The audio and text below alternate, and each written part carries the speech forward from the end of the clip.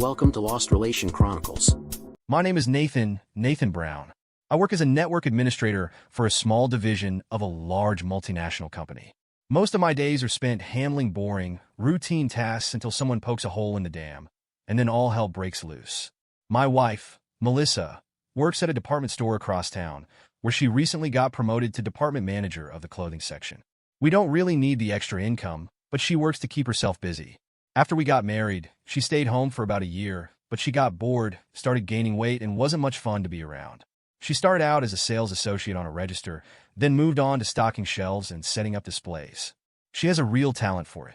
The store manager even mentioned that sales in her department have gone up by 25%, while most other stores in the chain are seeing a decline in clothing sales. The only downside to Melissa's new position is the change in her hours. She's no longer the top performer on the sales floor. Now, she's the lowest rung in management, which sometimes means she gets stuck with some pretty lousy shifts. At home, we try to keep things as they were before her promotion, but occasionally, things get tense, and we end up exchanging some harsh words. Still, we always make an effort to never go to bed angry. Last week, I found out I needed to go to San Diego for a training session at our headquarters, and I'd be gone for the entire week.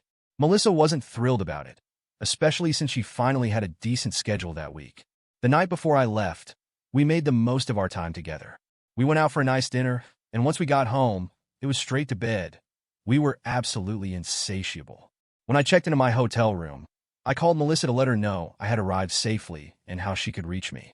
I knew she was working at the time and couldn't take the call if she was on the floor, so when it went to voicemail, I left a message. She called me back while I was at a welcome reception, so I couldn't pick up, but we finally connected late in the evening.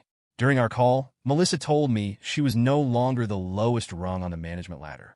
A new manager had started in the hardware department, and she expected her hours to improve soon. She mentioned that she had spoken with him briefly during her lunch break. She said he seemed nice enough, but was a little rough around the edges. We chatted about the views from my hotel room before saying goodnight and heading to bed. We talked each evening about nothing and everything. She mentioned that she and the new guy, his name is Tim, had eaten lunch together most of those days. She seemed to be a little happier, almost giggly, as the week wore on. She closed the store on Thursday evening, and we did not get to talk. I left her a message saying the seminar was ending early at noon on Friday, and I would be home late that afternoon. When she did not come home on time on Friday evening, I called her. She answered. Her words were slurred. We talked for a few minutes. She was at the famous steakhouse for dinner with Tim and another manager, and would be home before I was back from San Diego. She must have missed the message I left. I did not like the way she sounded, so I drove over to see what was happening. When I got there, I saw a large man walking the other manager out to her car. I went inside and looked for Melissa. I found her rather out of it. She was barely able to hold a conversation. As I was trying to help her out of her seat, the large man came back and asked what I thought I was doing to his date. I turned to speak to him, and he hit me hard. I was down and out. The next afternoon, when I came to, I was in the hospital with a broken nose and a concussion. Melissa was beside me crying. She said it was all a mistake. Tim told her he was concerned that someone was trying to harm me and overreacted.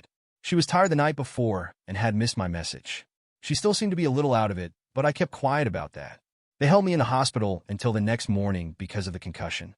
Melissa took the next 2 days off to be with me. The phone rang on 3 occasions those days. She kept the conversation short. One of the times she said it was a wrong number. Another she told me Tim had called to be sure I was okay. I told her if he called again that she should tell him not to call our house again. The next day she did. Life was very tense around the house. Neither one of us was acting like ourselves. I was angry, and she was just not thinking clearly and very jumpy and irritable. On Wednesday, we both went back to work. Things were quiet around the house that evening. Thursday, she closed the store again. Friday, she called me as I was leaving work. She was going to stop off for a light meal with Tim. She needed to straighten a few things out with him. I told her I did not think that was a good idea. She bit my head off. She was a big girl. She could handle her own problems, and she would be home by 8. I stopped by the house to change and get a few things, including something to eat and drink. I also started a program that made it look like I was on the internet working. Melissa can get lost walking from our bedroom to the bathroom. We have GPS activated on her phone, so I can help her when she gets lost in places she is not familiar with. I waited until her phone stopped moving and headed in that direction. I left my cell phone at the house. She was at a little tavern on the far side of town. Her car was parked on the side of the place toward the back. I parked where I could see her car. I went inside and saw her in a booth with Tim. Then I went back outside and waited. It was well after 8 when I used a throwaway phone to call and see where she was. She never answered. When I called her later, the phone was shut off.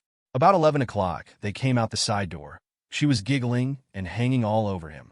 He had one hand under her skirt. She didn't seem to care. The lot was dark, and I had been sitting on the back of my car. I crossed the lot as fast as I could. They were making enough noise they never knew what happened. I was dressed in dark clothing and gloves. As they approached his car, I hit. First, I used the taser on Tim. He dropped like a sack of rocks, landing on top of Melissa. It took all I had to roll him off of her. Then I took the baseball bat and beat him a bunch of times. To finish my revenge, I spread his legs and used the bat on his balls. I put the taser in Melissa's hands and made sure her prints were all over it. I made her use it to taser herself. I did the fingerprint thing with the bat. I walked over to my car and called the police on the throwaway phone to report a fight in the parking lot. Melissa was starting to come around as I heard the sirens in the distance. I drove off slowly and went home. About 3 in the morning, the doorbell started to ring. When I answered it, there were 2 policemen. They asked if I was married to Melissa Brown. I confirmed that I was. They asked where I had been all evening. I told them I was at home on the computer. One of them asked if I knew where Melissa was. She was out with an associate from work. She was way overdue and was not answering her phone. The other asked me if she had been with a Timothy Smith. His name was Tim, but I did not know his last name. Well, she was in the hospital. She had been found at the scene of a bar fight. She was very intoxicated and under the influence of drugs. They offered to take me to see her.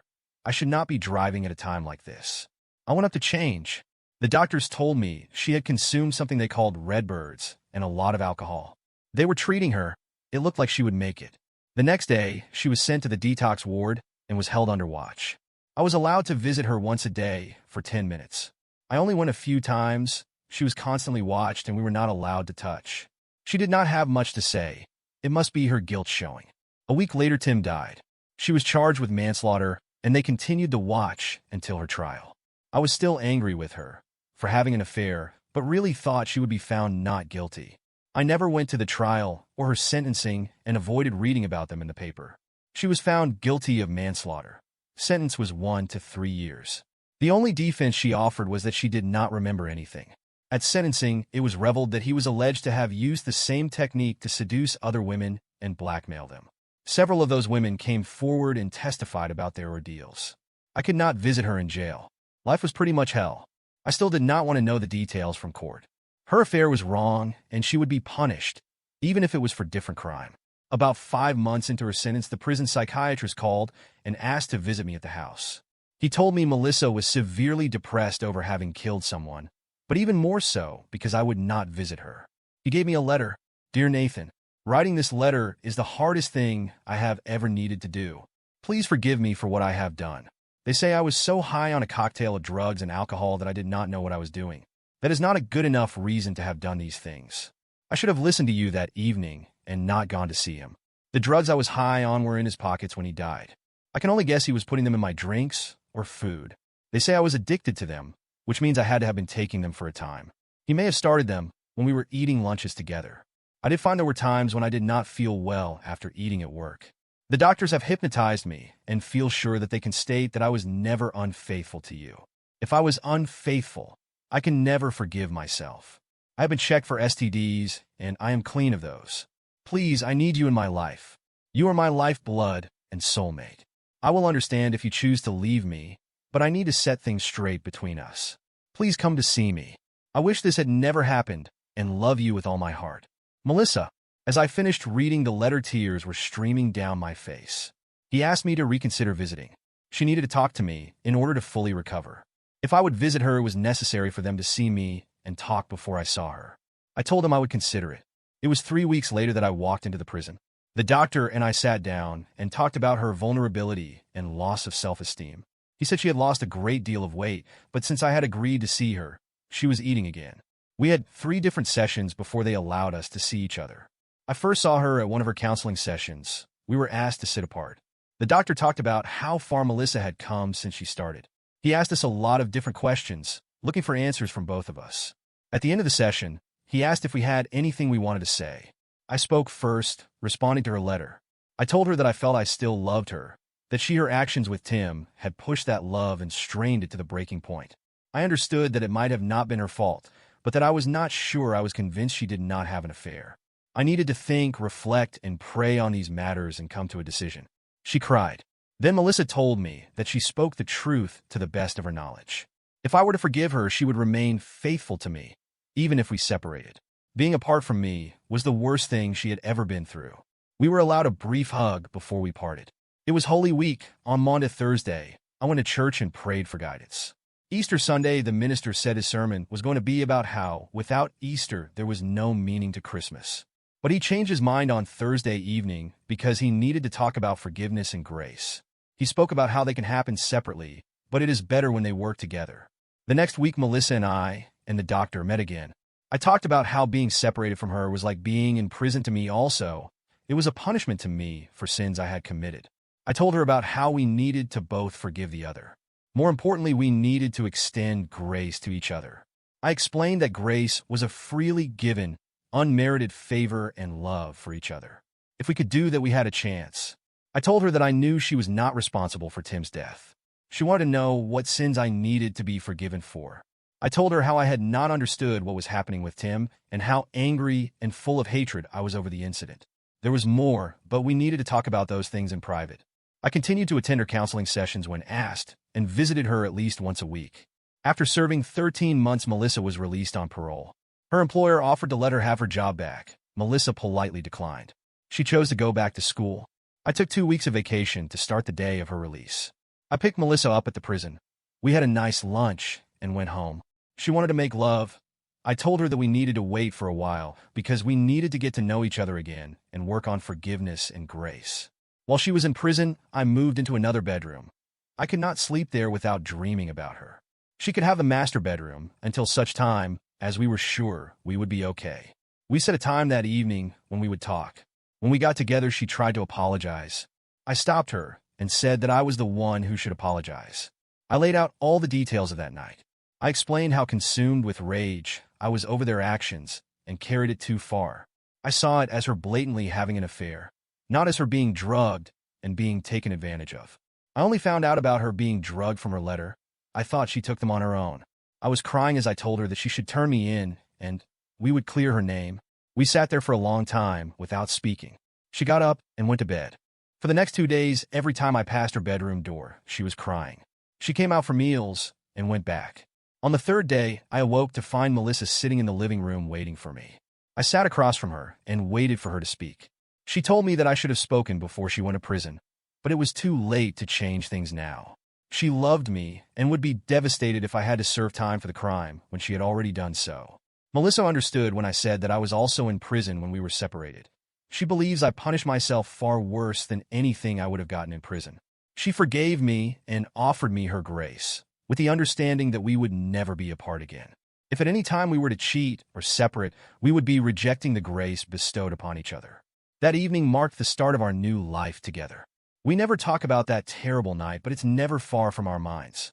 We can always tell when the other is thinking about it, and a simple hug is enough to help us move past those thoughts. We still hug a lot, though not as often for that reason anymore. Melissa completed her bachelor's degree in just 3 years, graduating summa cum laude, even while having 2 babies along the way. She chose not to work after that, preferring to stay home with our children, and we've managed just fine on my income. If we can't afford something, we do without. Our lives revolve around our family. Now, decades later, our love remains vibrant at 45 years young, and we've been together for 52 years. Throughout those years, we've raised 4 amazing children, and our family has grown to include 18 grandchildren and 2 great-grandchildren. When people ask how we've managed to stay in love for so long, our answer is always the same, with patience, understanding, and kindness. Dear listeners, please share your thoughts in the comment section below, and don't forget to like, share, and subscribe.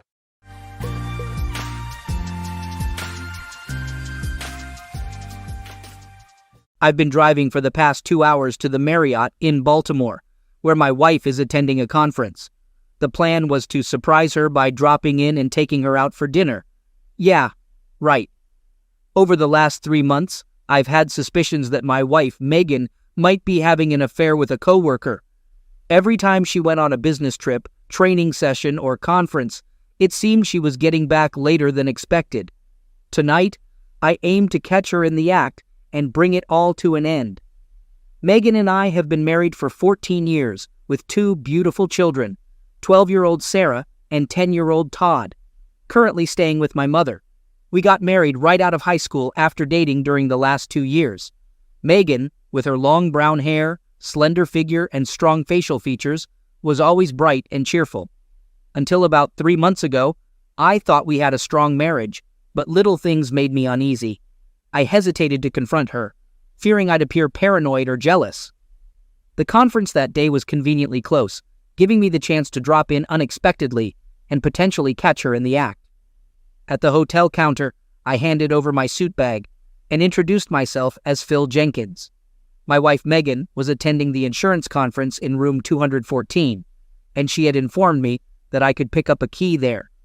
After confirming my identity, the clerk handed me the key, and I nervously made my way to the elevator. Questions raced through my mind about what to do when I caught her, how to approach the situation, whether to knock or walk in, and if she would be alone with the safety latch on. As I walked down the hall, I decided to use the key to open the door and see what happened next. Trying to be quiet, I unlocked the door, swung it open, and found Megan at a desk with her briefcase open, doing paperwork. She turned around with a gasp and expressed surprise at my unexpected presence. I explained that I had some spare time and thought I would drop in to take her to supper. Megan welcomed the idea and assumed I would be staying the night, expressing a desire for some company. Walking over, she gave me a big kiss. Realizing that my plan to catch her cheating had failed, I jokingly inquired about having a quick moment before dinner. Megan suggested a carnal gesture before her shower, promising a night of whatever I wanted afterward. Relieved that my suspicions were unfounded, I was glad I hadn't lost the woman I loved. We shared a brief carnal session, and with a big grin, Megan headed into the bathroom for her shower. I gathered myself and took a seat on the bed. Megan's toiletry case sat on the dresser, prompting me to check for aspirin to alleviate my driving-induced headache. No pills were found, but in the side pocket, something odd caught my eye. Slowly, I retrieved a pack of 6 contraceptives from the case, holding them in my hand as I sat on the bed. After Todd's birth, Megan switched to birth control pills that made her nauseous, leading to my vasectomy. Since then, we abandoned contraception, enjoying the freedom from contraceptives or pills. Now, the question arose, why were these contraceptives in her toiletry case? I'm not foolish. Swiftly concluding that my wonderful wife was indeed cheating, I felt uncertain about what to do next. Rummaging through her case, I found safety pins kept for clothing emergencies. Taking one, I carefully punctured a hole through the middle of each contraceptive, replacing them as I found them. While Megan was still in the shower, I contacted a friend at home. I informed Freddie that I needed him to do a favor for me, and he agreed without hesitation. I asked him to wait about an hour and then call me on my cell, explaining that a pipe had burst at the school and I needed to return urgently. I assured him that he just needed to make the call, as I would handle the rest. Freddie acknowledged the plan and promised to call around 7. Deciding I didn't want to spend the night with my wife, I regretted our previous actions and wished to avoid further complications. I would ponder on the drive home, aware that I had to take some action, though uncertain about what. As Megan emerged from the shower, I struggled to restrain myself from confronting her, burning up inside with a desire to retaliate against the woman who was my wife. I'm not a violent man, usually keeping my temper in check. I realized it was better not to let her know about my awareness of her infidelity.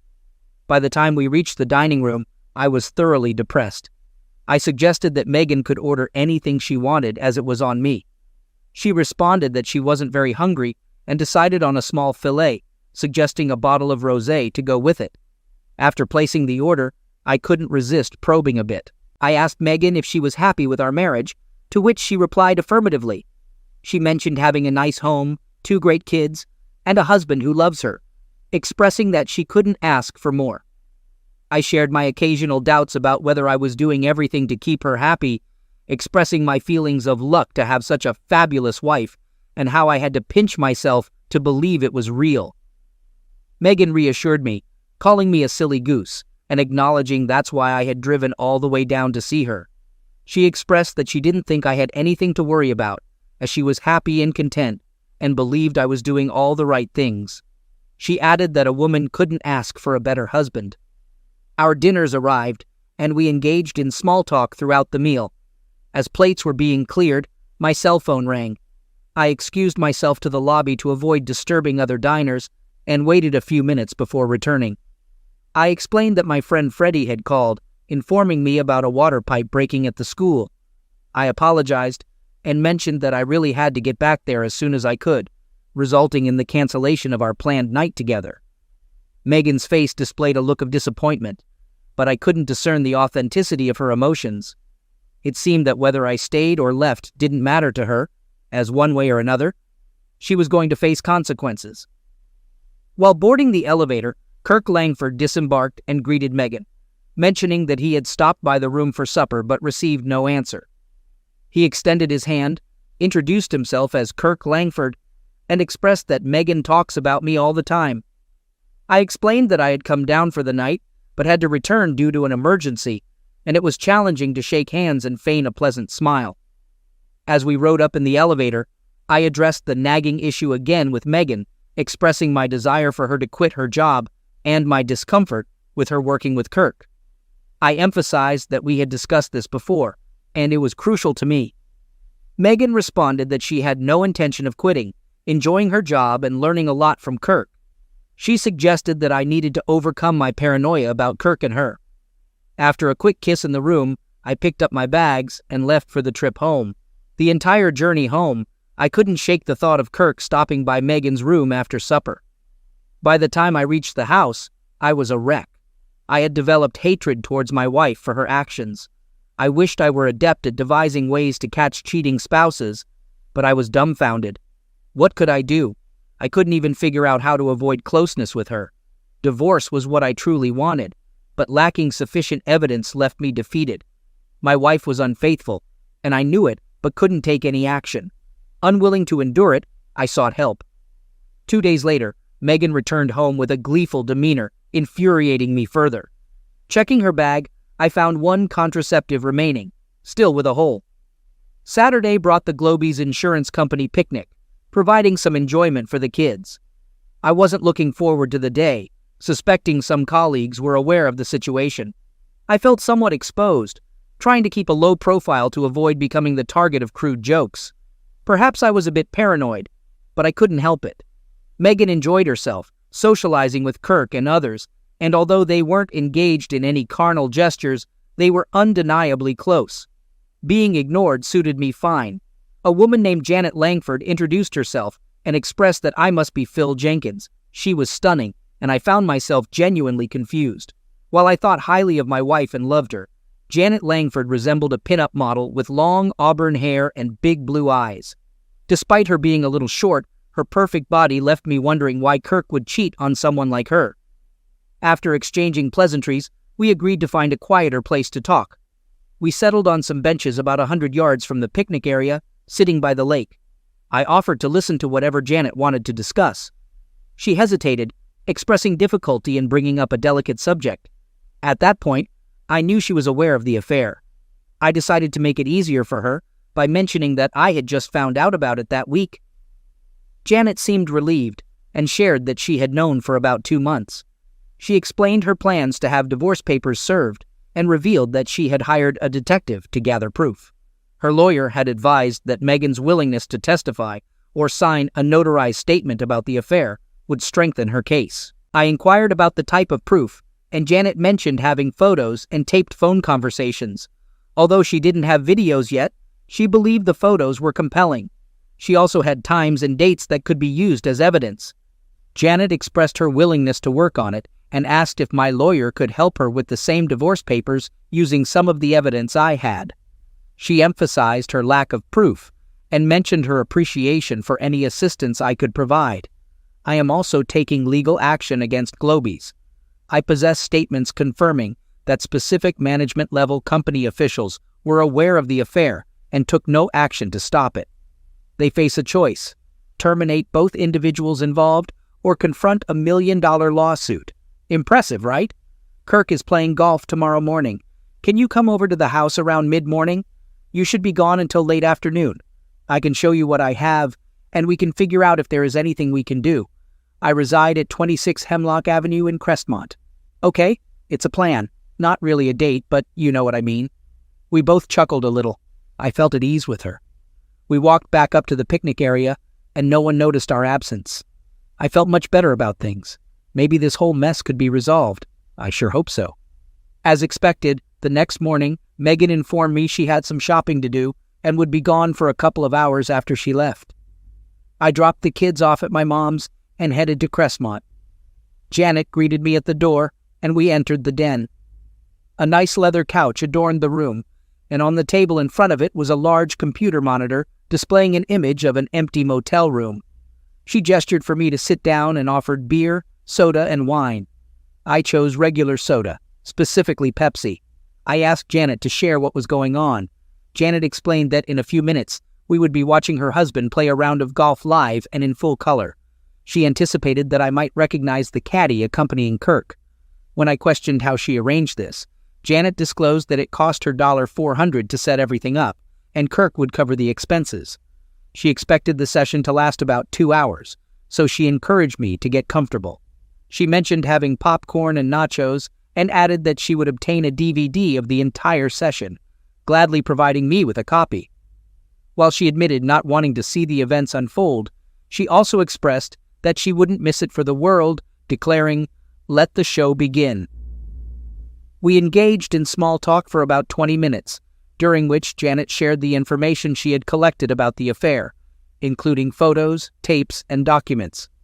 The details she provided left me both amazed and crushed, confirming Megan's actions. Surprisingly, Janet revealed having 3 large koi ponds in the backyard. I expressed interest in bringing the children over to see them, and she seemed pleased.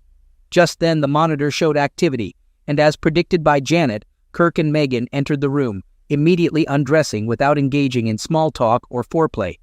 The video was clear, though the sound was a bit garbled. I felt uneasy watching my wife and her husband engaging in carnal activities with a stranger on the couch. Janet remarked, "Wow, you don't see a body like that very often." I managed to smile, but didn't know how to respond. In fact, watching my wife in that situation left me speechless.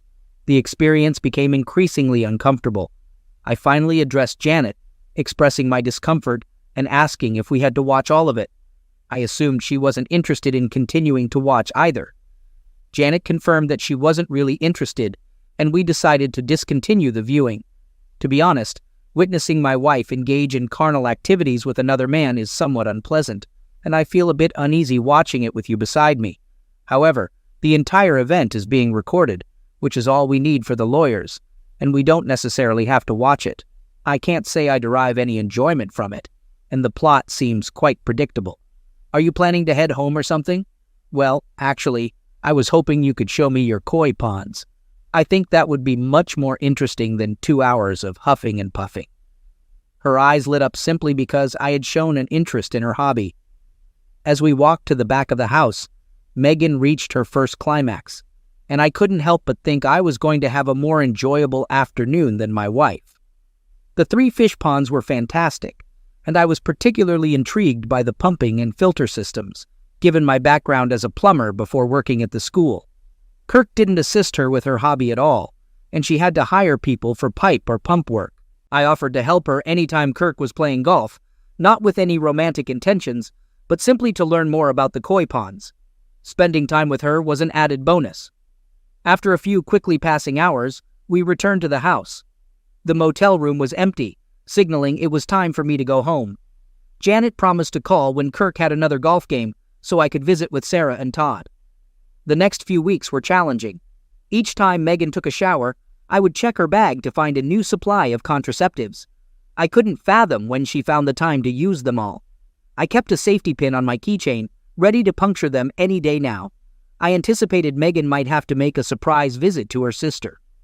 On evenings following Kirk's golf games, the kids would excitedly recount their visit to the koi lady, showing Megan pictures of the fish they drew and sharing the names they gave them. She never connected Kirk's wife to the koi lady, and seemed relieved that I could keep the kids occupied while she was otherwise engaged. I made 2 more attempts to persuade her to quit her job and end the involvement with Kirk. Both times, I received the same rejection. with the second one being particularly unpleasant. I also started making excuses to avoid closeness with her, and she responded with digs about my masculinity. It stung a bit, but it made everything I was doing easier to justify. Finally, on a Tuesday night, she dropped a bombshell, expressing that she had been feeling really stressed lately. Megan suggested taking a few days off from work to visit her sister for about a week. She acknowledged my efforts with overtime and late nights, and thought it would be a good idea for me to relax while she was away. Megan believed that a trip to my sister's would be much better than spending a year with a shrink. She encouraged me to have a good time, assuring that she would take care of everything. Megan was glad that I understood the necessity of the extra work for the good of the family, but expressed a concern that she might have overdone it. I struggled to sleep that night, preoccupied with the tasks awaiting me the next day. I was relieved that the moment had finally come. Megan's sister Nancy and her husband Brad lived about 3 hours away. Brad, while an okay guy, could be a real idiot, especially when Nancy called the shots. Interestingly, their town had 2 termination clinics, and I had gathered the names, addresses, and operating hours for both. I even familiarized myself with the terms of agreement required for services at each clinic, noting the 2 days cooling-off period they both mandated. Assuming Megan's first appointment was on Wednesday, the earliest she could schedule the procedure was Friday, giving her a few recovery days before returning home. This provided me with a day and a half to finalize my plans, which seemed manageable. After Megan embarked on her rest and recuperation trip, I began making preparations. I had to explain the situation to my parents, acknowledging my failure as a husband. They understood and offered their support. The kids enjoyed their time with my parents, and Dad's truck would be useful for moving Megan's belongings. The lawyer would have all the necessary paperwork ready for me on Thursday morning. Janet's paperwork was also prepared, and she planned to serve Kirk simultaneously with my serving Megan. The only internal struggle I faced was whether to give Megan one last chance to make amends. Though I held little hope, Dad and I spent the rest of the day packing Megan's things. On Thursday morning, after a 3-hour drive, I reached the first clinic, only to face disappointment. This left me with one more option: the Family Planning Center. Approaching the receptionist with all the confidence I could muster, I explained that I was Phil Jenkins and that my wife, Megan, had instructed me to come and sign a consensual agreement form. When the receptionist inquired about the form's specifics, I admitted not knowing the exact name, but mentioned that it was a form stating I understood everything, agreed with it, and wouldn't pursue legal action. The receptionist confirmed Megan's identity and mentioned that her sister had signed for her, but my signature would be better. She checked the computer for a few seconds, then retrieved the file. I seized the opportunity and signed the form just below Nancy's signature. Noticing that the procedure was scheduled for Friday morning at 11 a.m., with the requirement to be there an hour early, I inquired about any remaining payments. I took out my checkbook and placed it on the counter. The receptionist assured me that Megan had already paid the full amount of $800 in cash, and there was nothing else due at that time.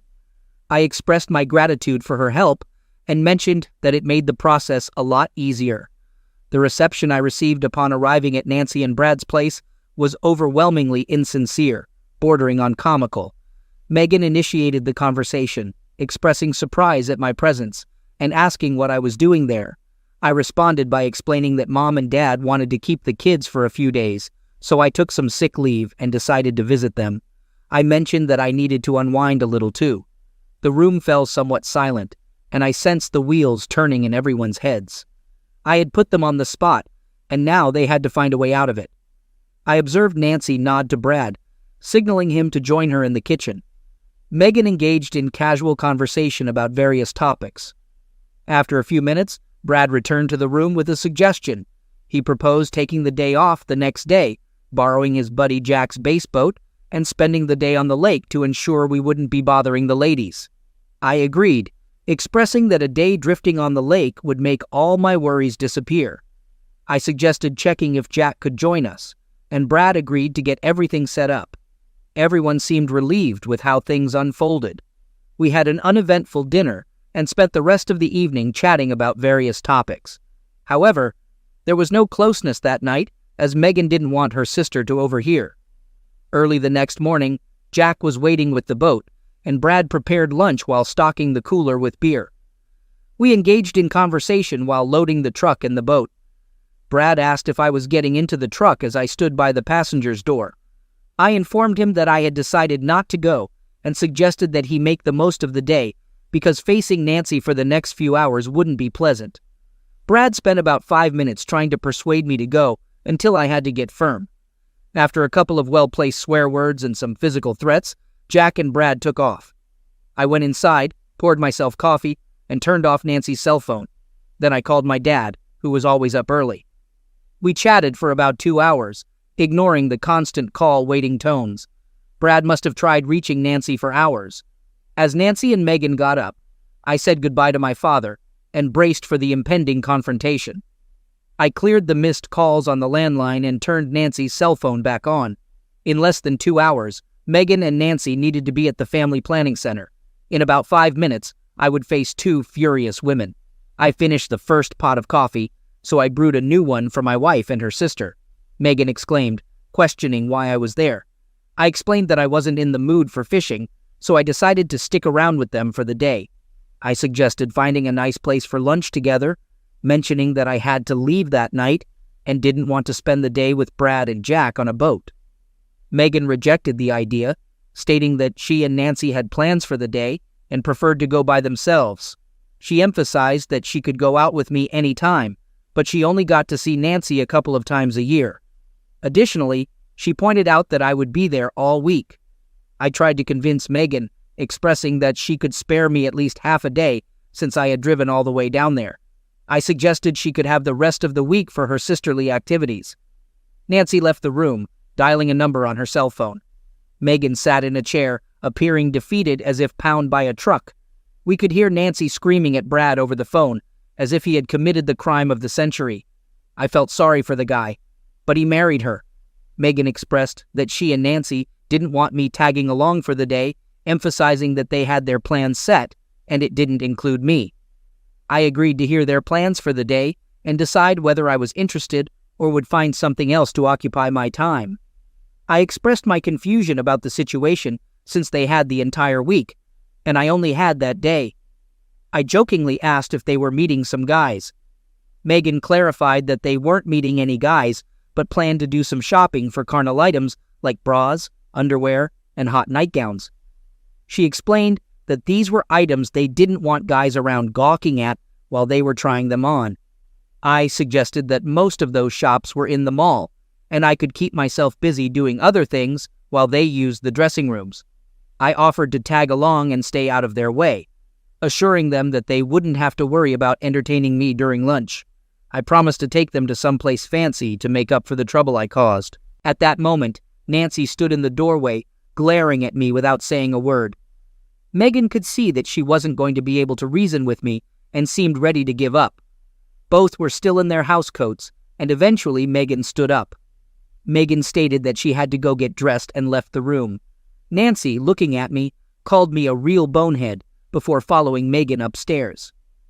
About 20 minutes later, the light on the landline phone illuminated, indicating someone upstairs was making a call. The clock was ticking, and they had an hour to get to the center. I considered my next move if they tried to leave without me, planning to follow them and make sure they knew it. However, I didn't believe they would attempt that. After 20 minutes, both of them came down the stairs. Megan informed me that it was time to go shopping, adding a bit of an attitude. Surprisingly, it was a bit easier than I thought it would be. I speculated that the upstairs phone call was likely to the family planning center, possibly to reschedule the appointment. Since I said I was leaving that night, they probably figured the best way around the problem was to just wait until I left. I wasn't trying to stop Megan from getting the termination, but I wanted to make it more difficult for her. I insisted on taking my car because I wanted to drive. I didn't want them ditching me somewhere a few miles from the house. I pulled into a service station, I filled up the gas tank, checked the oil and water, and cleaned the windshield. It was the most time I ever spent servicing my car. They both just sat fuming. When we arrived at the mall, I parked far out so we'd have a good walk. Once we were in the mall, I pretty much left them alone. I kept an eye on them but really could care less about what they were doing or buying. They didn't seem to be having any fun. They spent most of the time talking to each other and making gestures. They bought a few things just to show me they had been shopping. I tried to stay hidden but still keep them in sight. There was definitely some serious discussion going on. The time for the appointment passed. I had succeeded in delaying the inevitable. I knew she was still going to get the procedure, so I had no intention of interfering any further. Shortly after noon, they came back to the center court of the mall where I said I would meet them.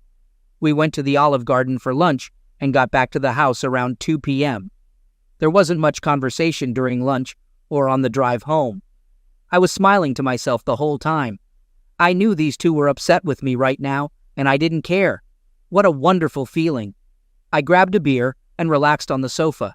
Brad finally arrived, and for about 30 minutes, Nancy verbally berated him.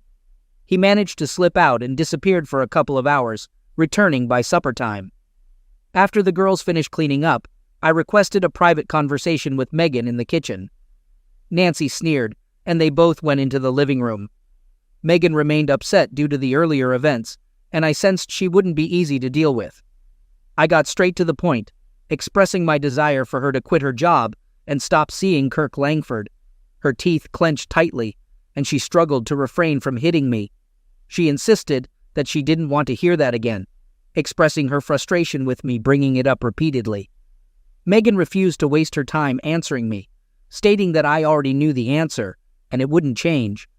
She gave me the ultimatum to either change the topic or leave. I reached into the manila envelope by the chair and pulled out a legal-sized envelope. I explained that I had asked her at least 10 times in the last 2 months, and each time she refused. I presented the divorce papers, suggesting she sign them and mail them in. I mentioned that there was a self-addressed stamped envelope included, and if she wanted a lawyer to look them over, she was welcome to do so. She glared at me and leaned across the table, expressing frustration. She stated that I couldn't divorce her just because she wouldn't quit her job or have the friends I wanted her to have. Megan insisted that for a divorce, there needed to be grounds, and I didn't have any. She suggested it was time for me to go home and get my act together. She emphasized that she was my wife and had no intention of giving up her home and family just because I didn't like where she worked. I responded by reaching into my manila envelope and bringing out a stack of photos. I placed 6 pictures of Megan with Kirk on the table and asked if she had lovemaking with him. There was no answer, as I placed another 6 pictures of them in various positions on the table. As I continued putting more pictures on the table, she started screaming at me, urging me to stop. I acknowledged her reaction, understanding that she perceived my actions as spying. She criticized me, calling me a sneaky person and expressing disdain for my approach. She questioned why I didn't address the situation directly and accused me of behaving like a pervert, stating that my complaining made her sick. At that moment, my cell phone rang, and I answered it, learning that my dad would arrive in 10 minutes with Megan's belongings to Nancy's place. As I hung up, she asked about the call. I informed her that my dad was bringing her stuff to Nancy's place, explaining that the locks had been changed at our house. I offered to retrieve any forgotten items if she let me know. She remained silent as I handed her the title to her car, mentioning that I had signed it over to her. In an envelope, I included half of the money from our bank accounts, approximately $200.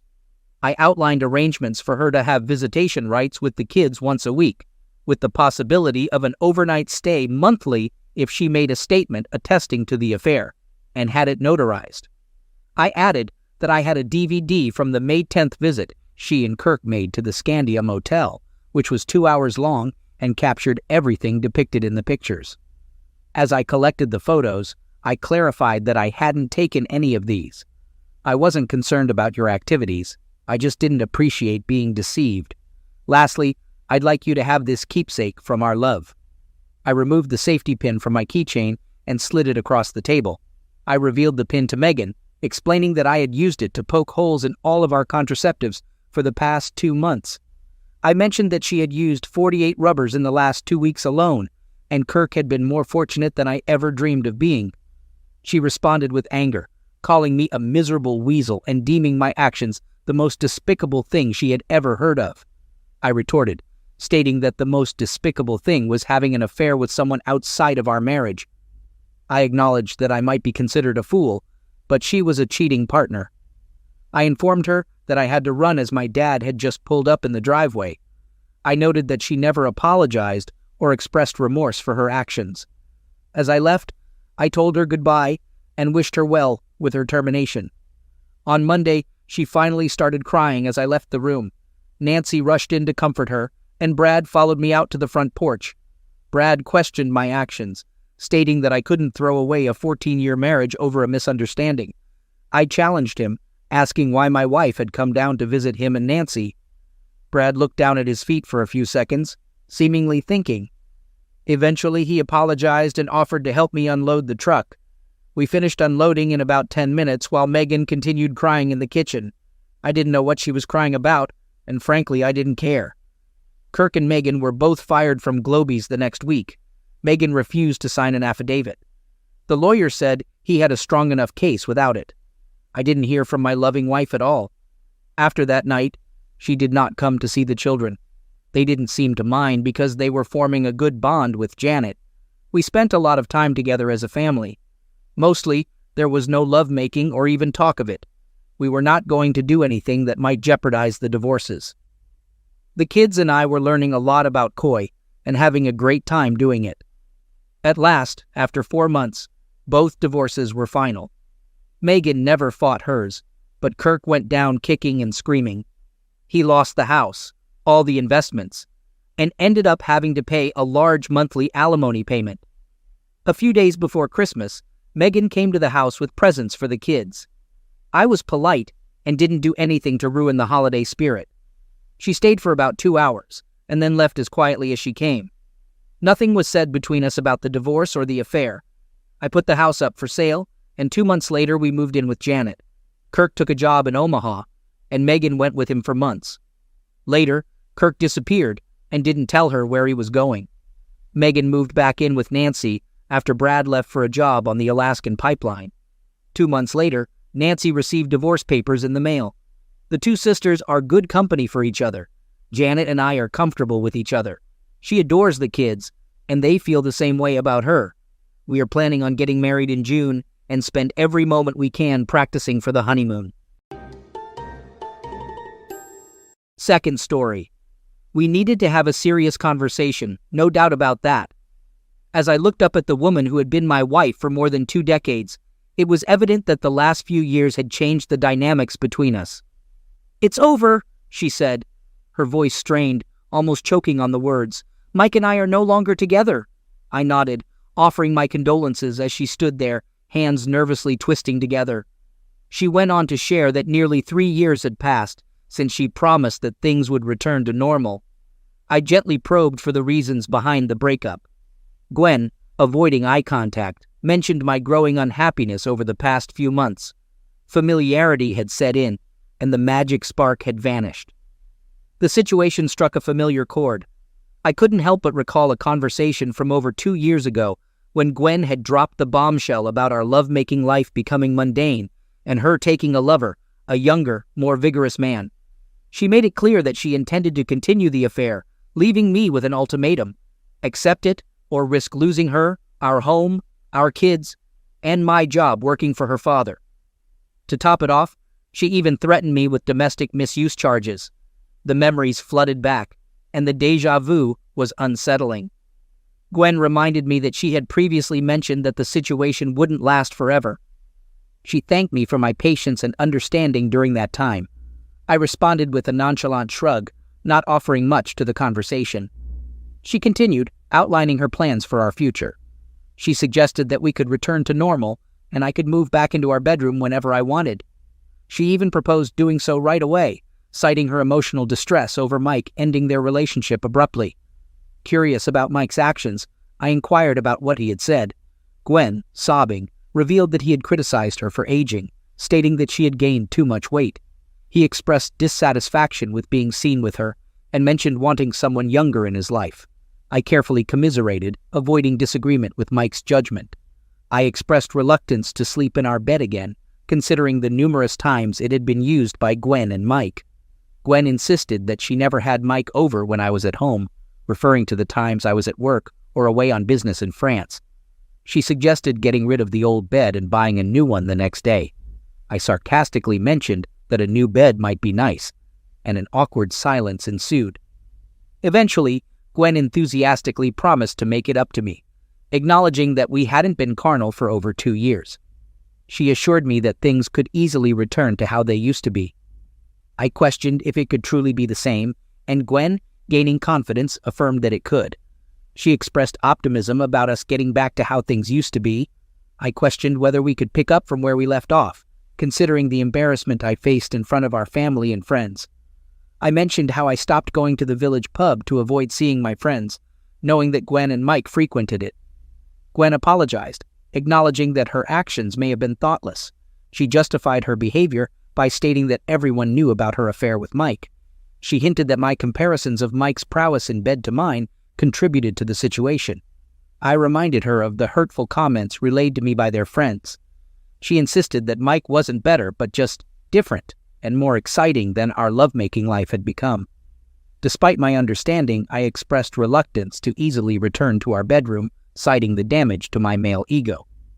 Gwen suggested a weekend trip to Brighton, staying at a familiar hotel and driving my classic Jaguar XK 140. I commented on the difficulty of returning to our old carnal routine. I shocked her by revealing that I had sold the Jaguar a year ago, highlighting how little attention she had paid to my life. She was taken aback, expressing disbelief that I had sold the beloved car I had spent hours renovating. I informed her that we couldn't buy it back, and she suggested using money from the company or her trust to get another one. I declined, emphasizing that it wasn't for sale and questioning where the money would come from. I informed Gwen that she had signed away the trust money 5 months ago, explaining that the funds were used for our children's house deposits. She seemed surprised and asked if that was where the money came from. I responded, stating that I did inform her, including my decision to sell the Jaguar. I mentioned that she was preoccupied with her affair and the microphone during that time. Gwen inquired about the family company's financial status, and I confirmed that the company was fine, but no longer owned by us. She seemed oblivious to the recent paperwork finalizing the deal. Desperate to understand our financial situation, Gwen asked about the sale of the business and whether we were still rich. I let her stew for a while, allowing her to reflect on the changes that occurred while she was engrossed in her affair with Mike. I then revealed that her share from the sale of the business would just about cover the mortgage on the house. Confused, she asked about the mortgage, indicating her detachment from financial matters. I clarified that I had spent my half on a 45-foot sailing yacht, as I had taken early retirement and planned to spend my days sailing the seas. Gwen expressed her dismay, stating her hatred for boats and the sea. I acknowledged her feelings, but emphasized that there was no room for her on the boat anyway. She demanded an explanation, wondering why there wasn't enough room for her on such a large boat, seemingly reconsidering her dislike for the sea. I explained to Gwen that the sailboat was designed for just 2 people, including the deckhand I hired recently. Despite this, she insisted that she could still accompany me, suggesting exploring the Mediterranean or sailing to the south of France, reminiscing about the enjoyable time she had there with Mike last year. I interjected, mentioning that there was only 1 cabin on the boat, more or less true. She loudly repeated her surprise about the single cabin and questioned the whereabouts of the deckhand. I revealed that the deckhand was a woman who had been sleeping with me for some time. Upon learning that the deckhand, Giselle, was a 28-year-old French blonde, skilled in boat knowledge, cooking, and passionate in carnal matters, Gwen burst into tears. The next day, I left for France to join my boat and Giselle, leaving Gwen still sobbing. It took some time, but my plan was coming to fruition. I hadn't informed Quinn about the 6-bedroom villa I had purchased nearby with the money I had saved before selling the company. I looked forward to enjoying the pool and playful moments with Susie, who had a penchant for not wearing the top half of her bikini. I also anticipated the joy of opening the garage doors, where my old Jaguar XK 140 had been sitting alone for too long. It would soon be taking Giselle and me to a familiar French restaurant down the coast. As for Mike, he experienced misfortune when he was mugged outside his favorite bar, suffering injuries including 5 broken ribs, busted kneecaps, and the loss of his purse and one of his testicles.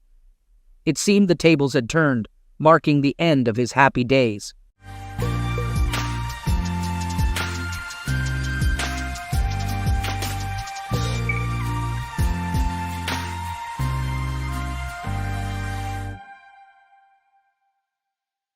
Welcome to another story on Cheating Tales Lab. We're so happy to have you here, and today's story is one we think you'll really enjoy. So without further ado, let's begin. Zephyr Blackwood's keys jangled as he fumbled with the lock. A bouquet of blue orchids cradled in one arm and a small velvet box tucked securely in his pocket. The house was unnaturally quiet as he stepped inside, the silence pressing against his ears like a physical force. "Lyra," he called out, his voice echoing through the empty rooms. No answer. Something was off. Zephyr's eyes darted around, taking in the subtle signs of disturbance. A photo frame lay face down on the side table, its usual place marred by its absence.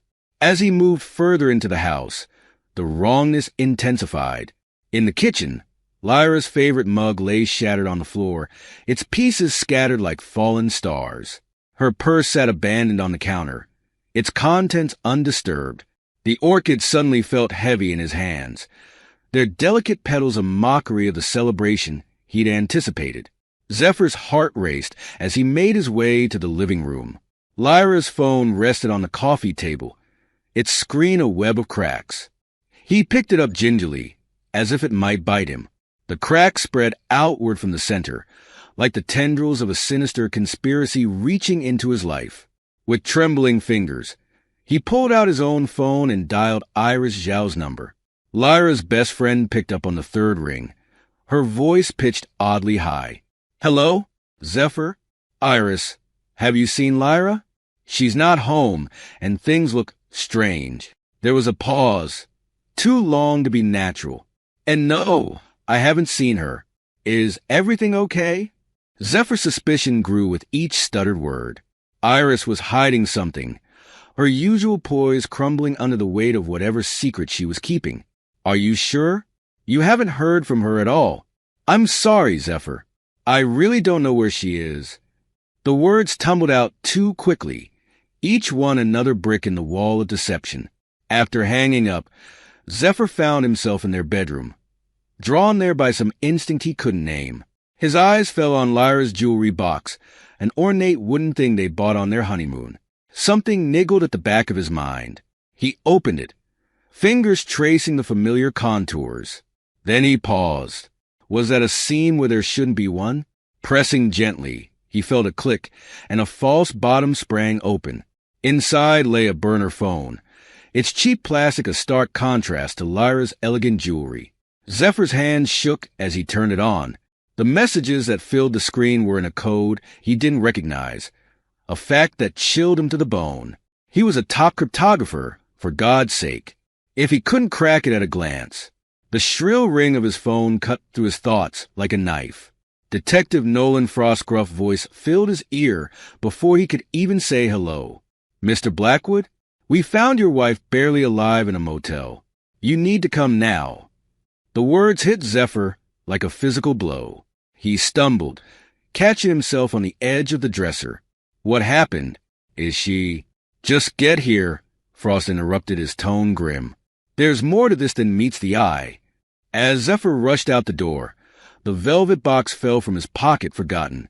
The sapphire necklace inside glinted in the fading light, a testament to the love he thought he knew. The Starlight Motel loomed before Zephyr, its neon sign flickering weakly in the twilight.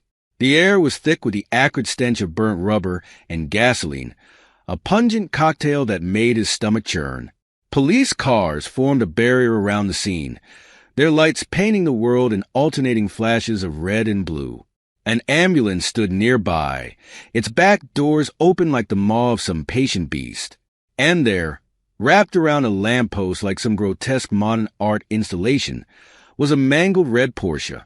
Detective Frost materialized out of the chaos, his weathered face a mask of grim determination. "Mr. Blackwood," he said, nodding in greeting. "Your wife was in an accident with Caspian Vex, her ex from college. He was driving under the influence. Zephyr's mind reeled. Caspian Vex? Lyra had never mentioned him. Frost's next words hit even harder. But there's more to this than meets the eye, Mr. Blackwood. Before Zephyr could press for details, movement caught his eye. Paramedics were wheeling out a stretcher, and on it lay Lyra. Her face was pale, marred by ugly bruises that stood out like accusatory fingers pointing at some unseen culprit. Their eyes met across the chaos of the crime scene. Lyra reached out weakly, her voice barely above a whisper. "Honey, I'm so sorry. It was an accident." The words seemed to carry a weight beyond their simple meaning, laden with secrets and lies. Zephyr turned away, unable to bear the sight of her. His gaze fell on a briefcase among the scattered debris, its contents spilling out onto the asphalt. He caught glimpses of what looked like classified documents before a uniformed officer hurried to gather them up. As he made his way back to his car, a hushed conversation between two paramedics reached his ears. "Did you see those badges? High-level clearance, man." "Yeah, and those encrypted hard drives? What the hell were they doing here?" Zephyr's mind whirled, pieces of a larger puzzle beginning to take shape. What had Lyra gotten herself into? And more importantly, what had she dragged him into along with her? The sterile corridors of the National Cyber Defense Agency headquarters seemed colder than usual as Zephyr made his way to his office. The events of the past few hours had left him feeling like a stranger in his own life. With practiced ease, he bypassed the standard security protocols and accessed the agency's personnel files. His fingers flew over the keyboard, searching for a name he'd never thought he'd need to know. Caspian Vex. There it was. Hired 3 months ago as a cybersecurity consultant. Zephyr's eyes narrowed. It was a vague title, the kind used when someone needed access but didn't want to draw attention. Red flags unfurled in his mind, each one a warning he'd failed to heed. Burning the midnight oil? Zephyr nearly jumped out of his skin. Raven Coe stood in the doorway, her sharp eyes taking in his disheveled appearance and the classified files on his screen. "Raven, He hesitated, weighing his options. Then, making a decision, he gestured for her to come in.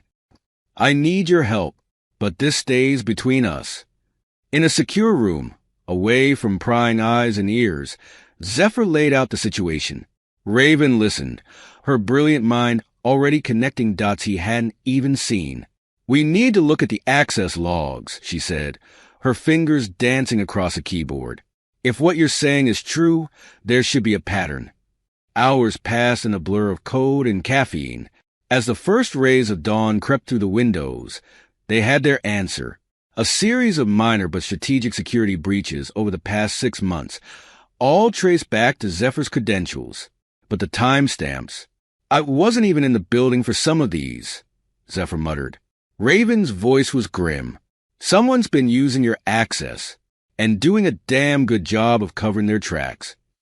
They dug deeper, following digital breadcrumbs through the labyrinth of the agency's systems. And then they found it. Fragmented connections between Caspian Vex and chatter about a group known as the Cypher Syndicate on the dark web. "I've heard whispers about them," Raven said, her face illuminated by the glow of the screen. "They're planning something big, a cyber attack that could cripple entire nations." The implications hit Zephyr like a physical blow. Lyra had been using their marriage as a cover, feeding classified information to the Cypher Syndicate through Caspian. But why? What could possibly drive her to betray not just him, but their entire nation? With trembling hands, he pulled out the burner phone he'd found in Lyra's jewelry box. The encrypted messages that had baffled him earlier now seemed to mock him with their secrets. "Can you break this?" he asked Raven, handing her the phone. Her eyes lit up with the challenge. "Give me an hour." 53 minutes later, Raven's triumphant cry broke the tense silence. "I'm in." Zephyr leaned over her shoulder, his heart pounding. As the decrypted messages filled the screen, he felt the last remnants of his world crumble around him. Lyra wasn't just having an affair or stealing information. She was a deep-cover operative for the Cypher Syndicate, planted years ago to infiltrate the agency through him. Their entire relationship, their marriage, their life together, It had all been a lie. As the weight of the betrayal crashed over him, Zephyr gripped the edge of the desk, his knuckles turning white. He'd thought he was living a love story. Instead, he'd been an unwitting pawn in a game of international espionage. And now, it was time to change the rules. The antiseptic smell of the hospital corridor assaulted Zephyr's nostrils as he made his way to Lyra's room. A manila envelope containing divorce papers was tucked under his arm, its weight a constant reminder of the betrayal that had shattered his world. Room 307. Zephyr paused at the door, steeling himself for what lay ahead. He pushed it open, the hinges squeaking softly as if protesting the intrusion.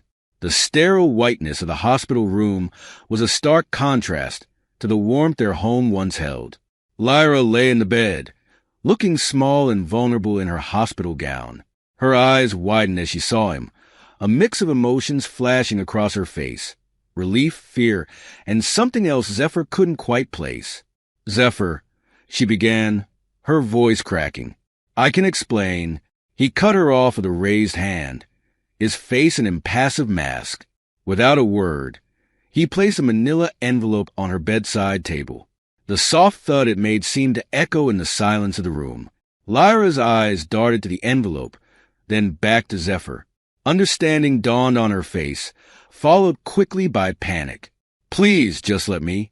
The door opened again, cutting off her plea. Caspian Vex sauntered in, his arm in a sling and a nasty gash running across his forehead. The smug grin on his face faltered slightly as he registered Zephyr's presence. Well, Caspian drawled, recovering quickly. "If it isn't the man of the hour." Zephyr's jaw clenched, his hands balling into fists at his sides. The tension in the room was palpable, thick enough to cut with a knife.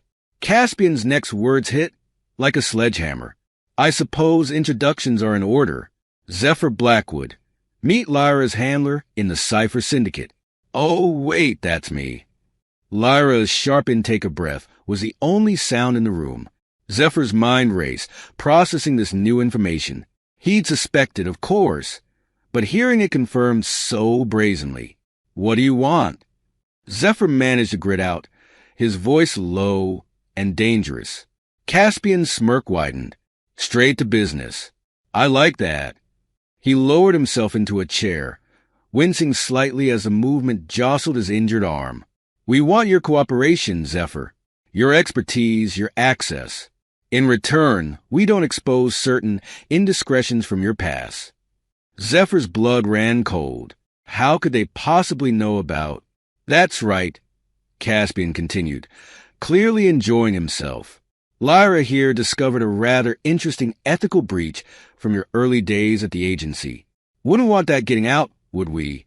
Zephyr's face remained impassive, but his mind was working overtime. He needed time, needed to think. I need some time to consider this," he said, allowing a hint of vulnerability to creep into his voice. Caspian nodded, seemingly satisfied. "Take all the time you need. We'll be in touch." As Zephyr turned to leave, his hand brushed against the get-well card in his pocket. In one smooth motion, he placed it on Lyra's bedside table, right next to the divorce papers. The high-tech listening device hidden within would pick up every word spoken in this room. With a final, inscrutable look at Lyra, Zephyr walked out, the first step of his counter-strategy set in motion. The game was on, and he intended to win. Artemis Steele's office was a fortress within a fortress. Zephyr had been here countless times before, but never like this. Never with the weight of betrayal and conspiracy hanging over his head. Director Steele herself was a formidable presence, her sharp eyes seeming to pierce right through him as he laid out everything he'd uncovered. The burner phone, the security breaches, the Cypher Syndicate, Lyra's true identity. He held nothing back. As he finished his report, Steele leaned back in her chair, her fingers steepled under her chin.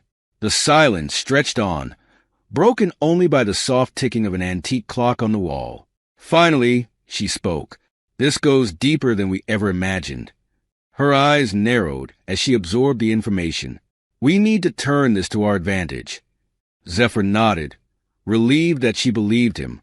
What do you suggest, Director? A slow, predatory smile spread across Steele's face. We make you a double agent, Mr. Blackwood. Feed false information to Lyra and Caspian. Use them to unravel the entire Cypher Syndicate operation from the inside out. The plan was daring, dangerous, and exactly what Zephyr had hoped for. I'm in, he said without hesitation.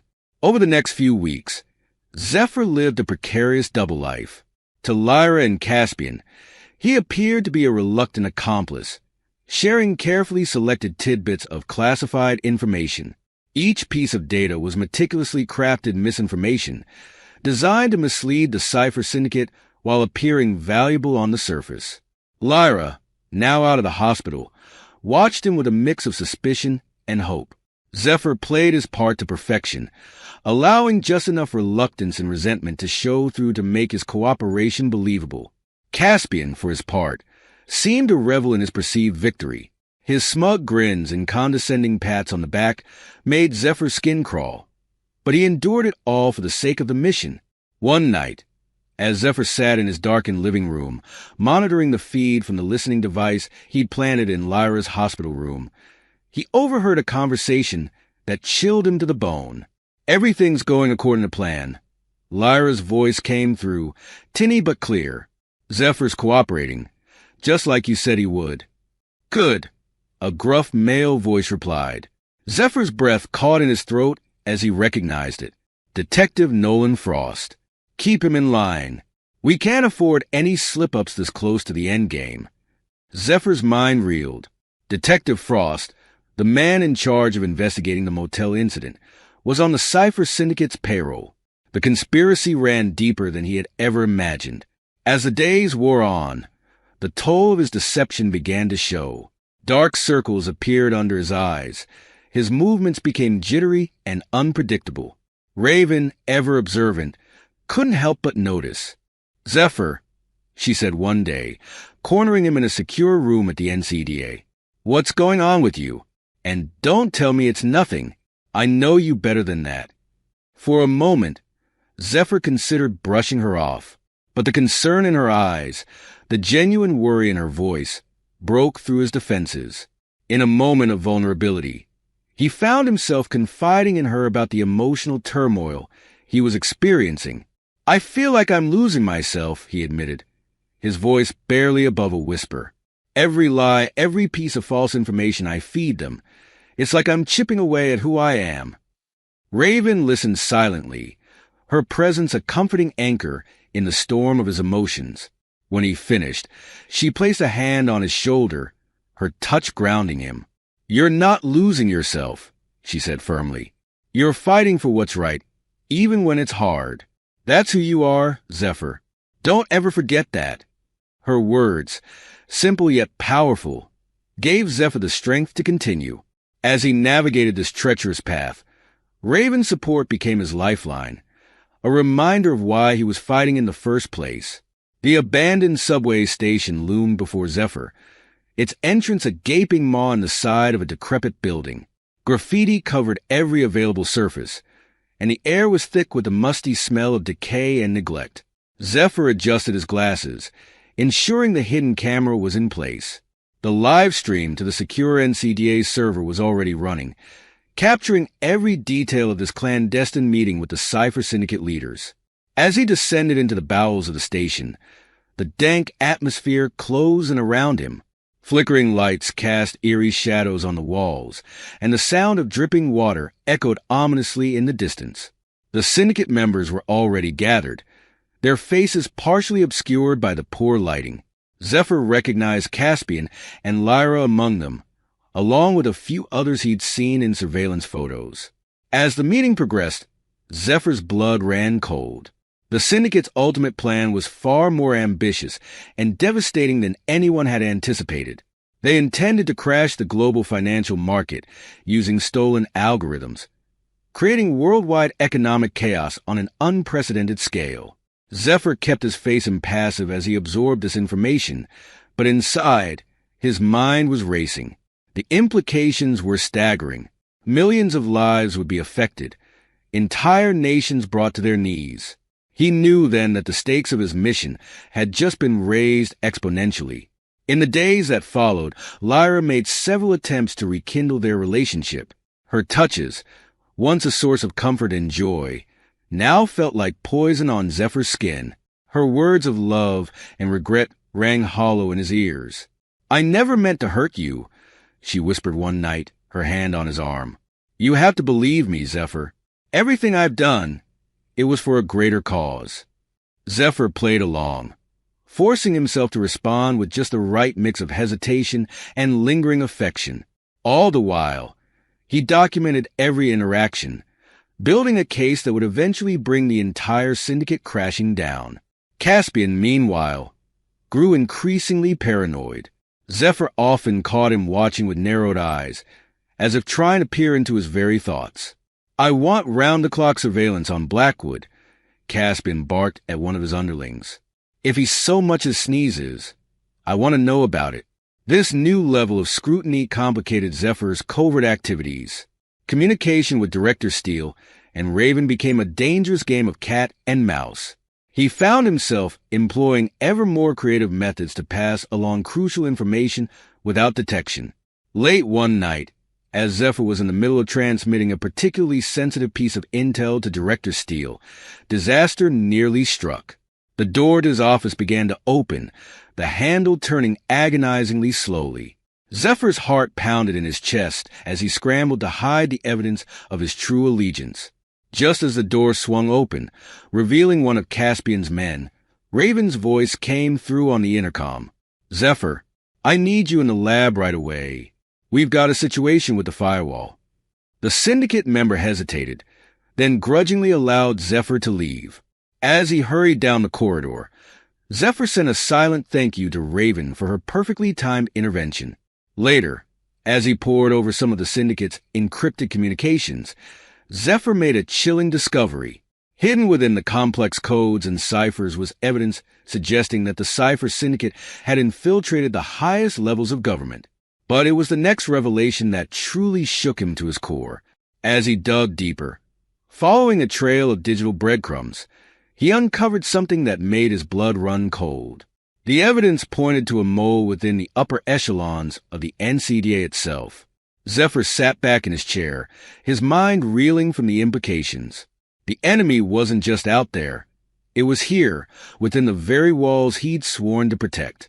As he stared at the damning evidence on his screen, one thought echoed through his mind. Who could he trust now? The air in the NCDA's secure conference room crackled with tension. Zephyr Blackwood stood at the head of the table, his eyes hard as flint as he surveyed the small group of trusted operatives before him. Director Artemis Steele sat to his right, her face an impassive mask that betrayed nothing of the high-stakes game they were about to play.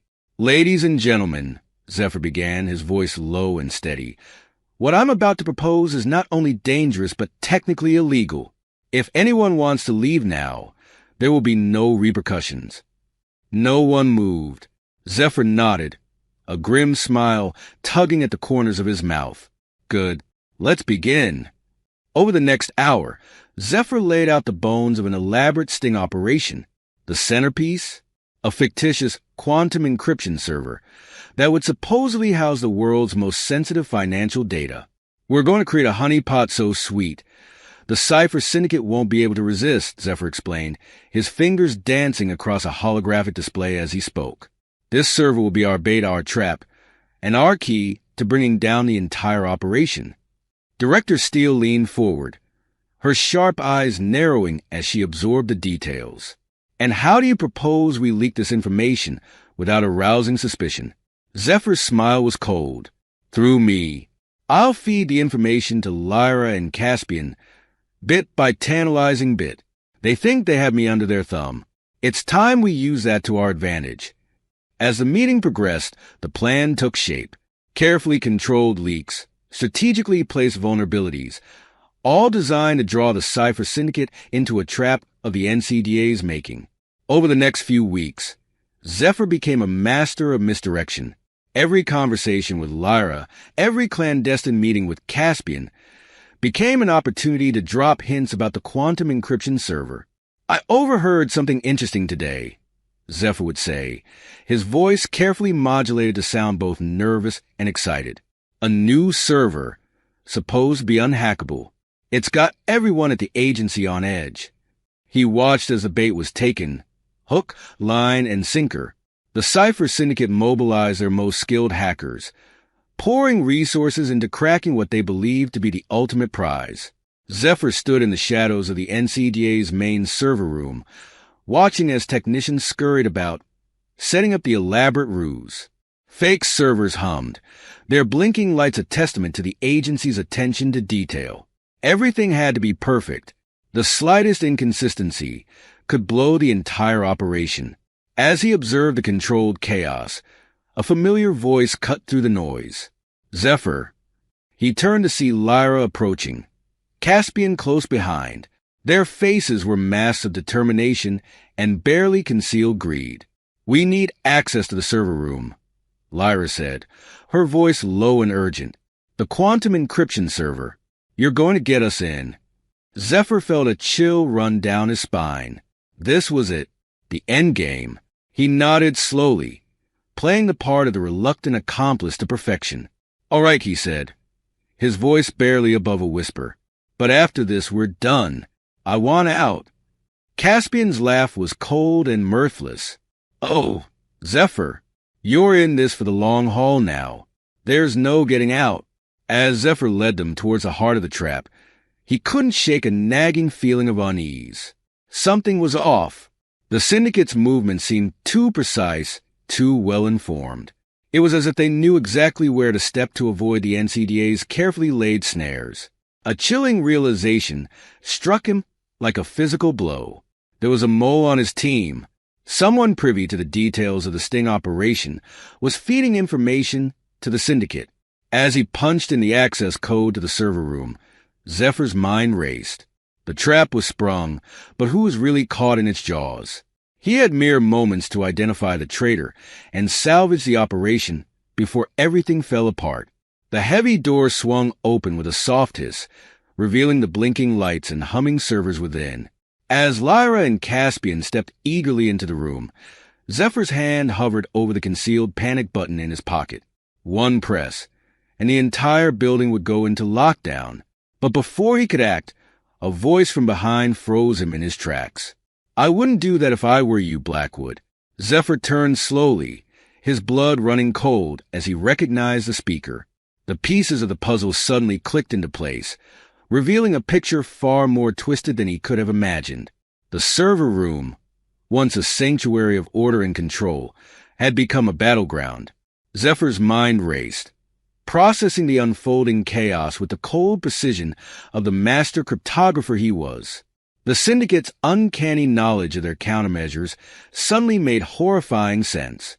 Zephyr's eyes darted around the room, cataloging every face, every micro-expression. The mole was here, in this very room. But who? A bead of sweat trickled down his spine as he realized the magnitude of the situation. The entire operation was unraveling faster than he could patch the holes. He was going to have to improvise, relying on years of experience and the razor-sharp instincts honed through countless cyber battles. "Impressive setup, Zephyr." Caspian's voice dripped with smug satisfaction. "Almost had us fooled. Almost." Lyra stepped forward, her eyes cold and calculating. Gone was the vulnerability she'd shown in the hospital. This was the real Lyra, the deep-cover operative who had played him for years. "Did you really think we wouldn't see through your little charade?" she asked, her voice like silk over steel. Zephyr's retort died on his lips as a new figure entered the fray. Detective Nolan Frost sauntered into the server room, a predatory grin on his weathered face. "Surprised to see me, Blackwood?" Frost chuckled. "You should have dug a little deeper into that motel incident. Might have saved you some trouble." The trio converged on Zephyr, backing him against the humming servers. They thought they had won, their victory assured by treachery and deceit. But Zephyr Blackwood was far from beaten. "You're right," he said, his voice steady despite the hammering of his heart. "I should have dug deeper. Into all of you." With a swift motion, Zephyr pulled out a small device from his pocket. The syndicate members tensed, expecting a weapon. Instead, a holographic display flickered to life, filling the air with streams of data. What you're seeing, Zephyr explained, his confidence growing with each word, is every piece of intelligence I've gathered on the Cypher Syndicate over the past weeks. Every conversation, every transaction, every dirty little secret. Caspian's face drained of color. Lyra's eyes widened in disbelief. Frost's hand inched towards his concealed weapon. The real sting operation, Zephyr continued, was layers deep. This server room, it's a sophisticated containment system. The moment you stepped inside, you activated a dormant protocol. We're locked in, and every word you say is being recorded and transmitted to law enforcement agencies worldwide. The realization of their predicament dawned on the syndicate members' faces. They had walked right into a trap far more intricate than they could have imagined. Lyra, ever the quick thinker, made one last desperate attempt to salvage the situation. Her face softened, tears welling up in her eyes. "Zephyr, please," she pleaded, her voice breaking. "What we had, it wasn't all a lie. I grew to love you. Truly, we can still have a life together. Just give me a chance to explain." For a moment, just a fleeting instant, Zephyr's resolve wavered. The memory of happier times, of a love he thought was real, threatened to overwhelm him. But then he remembered the betrayal, the years of lies, the lives put at risk for the Syndicate's twisted ambitions. His expression hardened. "No, Lyra," he said, his voice cold. "We can't." With a subtle hand motion, Zephyr activated the final phase of his countermove. Alarms blared throughout the building as armed NCDA agents began to swarm towards their location. Panic erupted in the server room. Caspian lunged for the door, only to find it sealed shut. Frost drew his weapon, his eyes darting wildly for an escape route. Lyra stood frozen, the full weight of her actions finally crashing down upon her.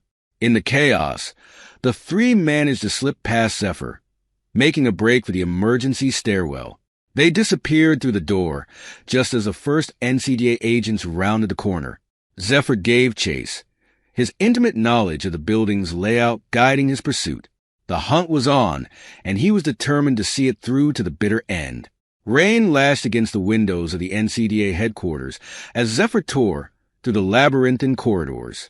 His footsteps echoed off the sterile walls, mingling with the distant shouts of agents and the wail of alarms.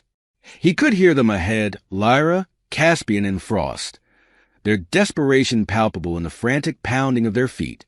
But Zephyr had the home field advantage. He'd walked these halls countless times, knew every shortcut and hidden passage. As they approached a T-junction, Zephyr cut left, taking a maintenance corridor that would bring him out ahead of the fleeing trio. He burst through a door just as they rounded the corner, nearly colliding with Caspian. The look of shock on their faces was almost comical. Almost. "End of the line," Zephyr panted, blocking their path. Frost raised his weapon, but Lyra pushed his arm down. "No, there's still a way out." The roof. They turned and ran, leaving Zephyr to give chase once more. Up they went, flight after flight of stairs, the storm growing louder with each floor they climbed. Finally, they burst onto the roof. The rain came down in sheets, drenching them instantly. Lightning split the sky, illuminating the scene in stark, electric blue. Lyra spun to face Zephyr, her hair plastered to her face, her eyes wild. "Zephyr, please," she shouted over the howling wind. "You have to listen to me. I'm pregnant. It's yours." The words hit Zephyr like a physical blow. He faltered, his mind reeling. Could it be true? After everything? Could there be an innocent life caught in the crossfire of their deception? Caspian seized the moment of distraction. "Enough of this shit," he snarled, pulling out a small remote. With the press of a button, the whir of rotors cut through the storm. A helicopter rose into view, hovering at the edge of the roof. Their escape route. "It's over, Zephyr," Frost called out, already moving towards a chopper. "You lost. Accept it." But Zephyr wasn't done. Not by a long shot. As Lyra and Caspian made for the helicopter, Zephyr reached into his pocket and activated a device of his own. To anyone watching, it would have looked like he was simply letting them go. They didn't know that every word spoken in that helicopter would be broadcast to law enforcement agencies worldwide. Their escape vehicle had become a flying confession booth. Zephyr stood in the rain, watching as the helicopter lifted off into the stormy night. Water streamed down his face, indistinguishable from the tears he refused to acknowledge. A hand on his shoulder startled him. He turned to see Director Steele, her usually immaculate suit soaked through, her eyes glinting with a fierce pride. "It's done," Zephyr said, his voice barely audible over the fading sound of rotors. "They thought they could use me, betray me, and walk away. But they underestimated what I'm capable of. This is the price of their deceit." Steele nodded, understanding the weight of his words. "Come on," she said gently. "Let's get you inside. There's still work to be done." As they turned to leave the roof, Zephyr cast one last look at the storm-tossed sky. The helicopter was gone, swallowed by the night. But he knew this wasn't the end. It was just the beginning of a new chapter, one where the echoes of betrayal would resound through the digital realm, changing the landscape of cybersecurity forever. With a deep breath, Zephyr squared his shoulders and followed Steele back into the building. The storm raged on, but within him, a calm had settled. He had faced his betrayers, confronted his past, and emerged stronger. Whatever challenges lay ahead, he was ready to face them. The war against the Cypher Syndicate was far from over, but tonight, Zephyr Blackwood had struck a decisive blow, and he would not rest until the last echoes of their betrayal had been silenced. The federal courthouse loomed before Zephyr Blackwood, its imposing facade a stark reminder of the gravity of the proceedings about to unfold within. 2 months had passed since that rain-soaked confrontation on the NCDA rooftop, but the weight of those events still pressed heavily upon his shoulders. As he ascended the steps, cameras flashed and reporters shouted questions. Zephyr kept his gaze forward, his face an impassive mask. He was the star witness in the trial against the Cypher Syndicate, and the world was watching. The courtroom fell silent as Zephyr took the stand. His eyes swept across the room, landing on Lyra and Caspian. They sat among the other arrested syndicate members, their prison jumpsuits a far cry from the polished personas they once projected. Lyra's gaze met his, a mixture of defiance and something else, regret perhaps? Caspian, on the other hand, glared with undisguised hatred. Over the next several days, Zephyr's testimony unfolded like a complex algorithm. He presented decrypted communications, detailed financial trails, and played the damning confessions recorded from the rig helicopter. Each piece of evidence was another nail in the syndicate's coffin, exposing the full extent of their operations. The media dubbed it the trial of the century. Zephyr's dual role as victim and hero captivated the public imagination. Despite the intense pressure and scrutiny, he remained composed, his testimony clear and unwavering. During a recess, Zephyr found himself alone in a private chamber, his mind still racing from the morning's cross-examination. The door opened, and Lyra was escorted in by a guard. Her eyes, once so familiar, now seemed to belong to a stranger. "Zephyr," she began, her voice soft, "I know you probably won't believe me, but I need you to know what I told you on the roof about being pregnant. It wasn't entirely a lie. I thought I was at the time." Zephyr's face remained impassive. "I know the truth, Lyra. I saw your medical records from the hospital after the crash. You were never pregnant." The color drained from Lyra's face as she realized her final deception had been unraveled before it even began. Without another word, she was led away, leaving Zephyr alone with the echoes of her lies. When the verdict finally came down, it fell like a hammer blow. Caspian, identified as a key syndicate operative, was sentenced to 30 years in federal prison. Lyra, despite her attempts to paint herself as a reluctant participant, received 25 years. The syndicate's leader, a shadowy figure finally unmasked, was given a life sentence. In the aftermath of the trial, As the dust began to settle, Zephyr found himself at a crossroads. An offer had been extended, the chance to lead a new international cybersecurity task force. It was an opportunity to be at the forefront of preventing future cyber threats, to turn his painful experience into a force for good. As he pondered the decision, Zephyr found himself standing before the NCDA's memorial wall. A new name had been added since he last visited Raven Coe, his friend and colleague. Fatally wounded while protecting him during the final confrontation with the Syndicate, he placed a hand on her name, his touch gentle, almost reverent. "I'll make it count, Raven," he whispered. "I promise." Weeks later, Zephyr stood before the newly formed International Cyber Defense Coalition in Geneva. As he prepared to address the assembly and accept his new role, he reflected on the journey that had brought him to this moment. The betrayal had nearly broken him, but it had also forged him into someone stronger, someone capable of protecting others from experiencing the same pain. Zephyr stepped up to the podium, his gaze sweeping across the gathered dignitaries and cybersecurity experts. When he spoke, his voice was steady, filled with conviction. "Ladies and gentlemen, the digital realm is our new front line. And on this front line, trust is both our greatest vulnerability and our strongest asset. Today, we start building a safer digital future, a future where betrayal cannot hide in the shadows of cyberspace." As his words resonated through the chamber, Zephyr felt a sense of purpose settle over him. He had transformed his personal tragedy into a powerful drive for global cybersecurity. The echoes of betrayal that had once threatened to destroy him had become the foundation of a new era of digital defense. In that moment, as he looked out over the faces of those who would join him in this fight, Zephyr Blackwood knew that this was just the beginning.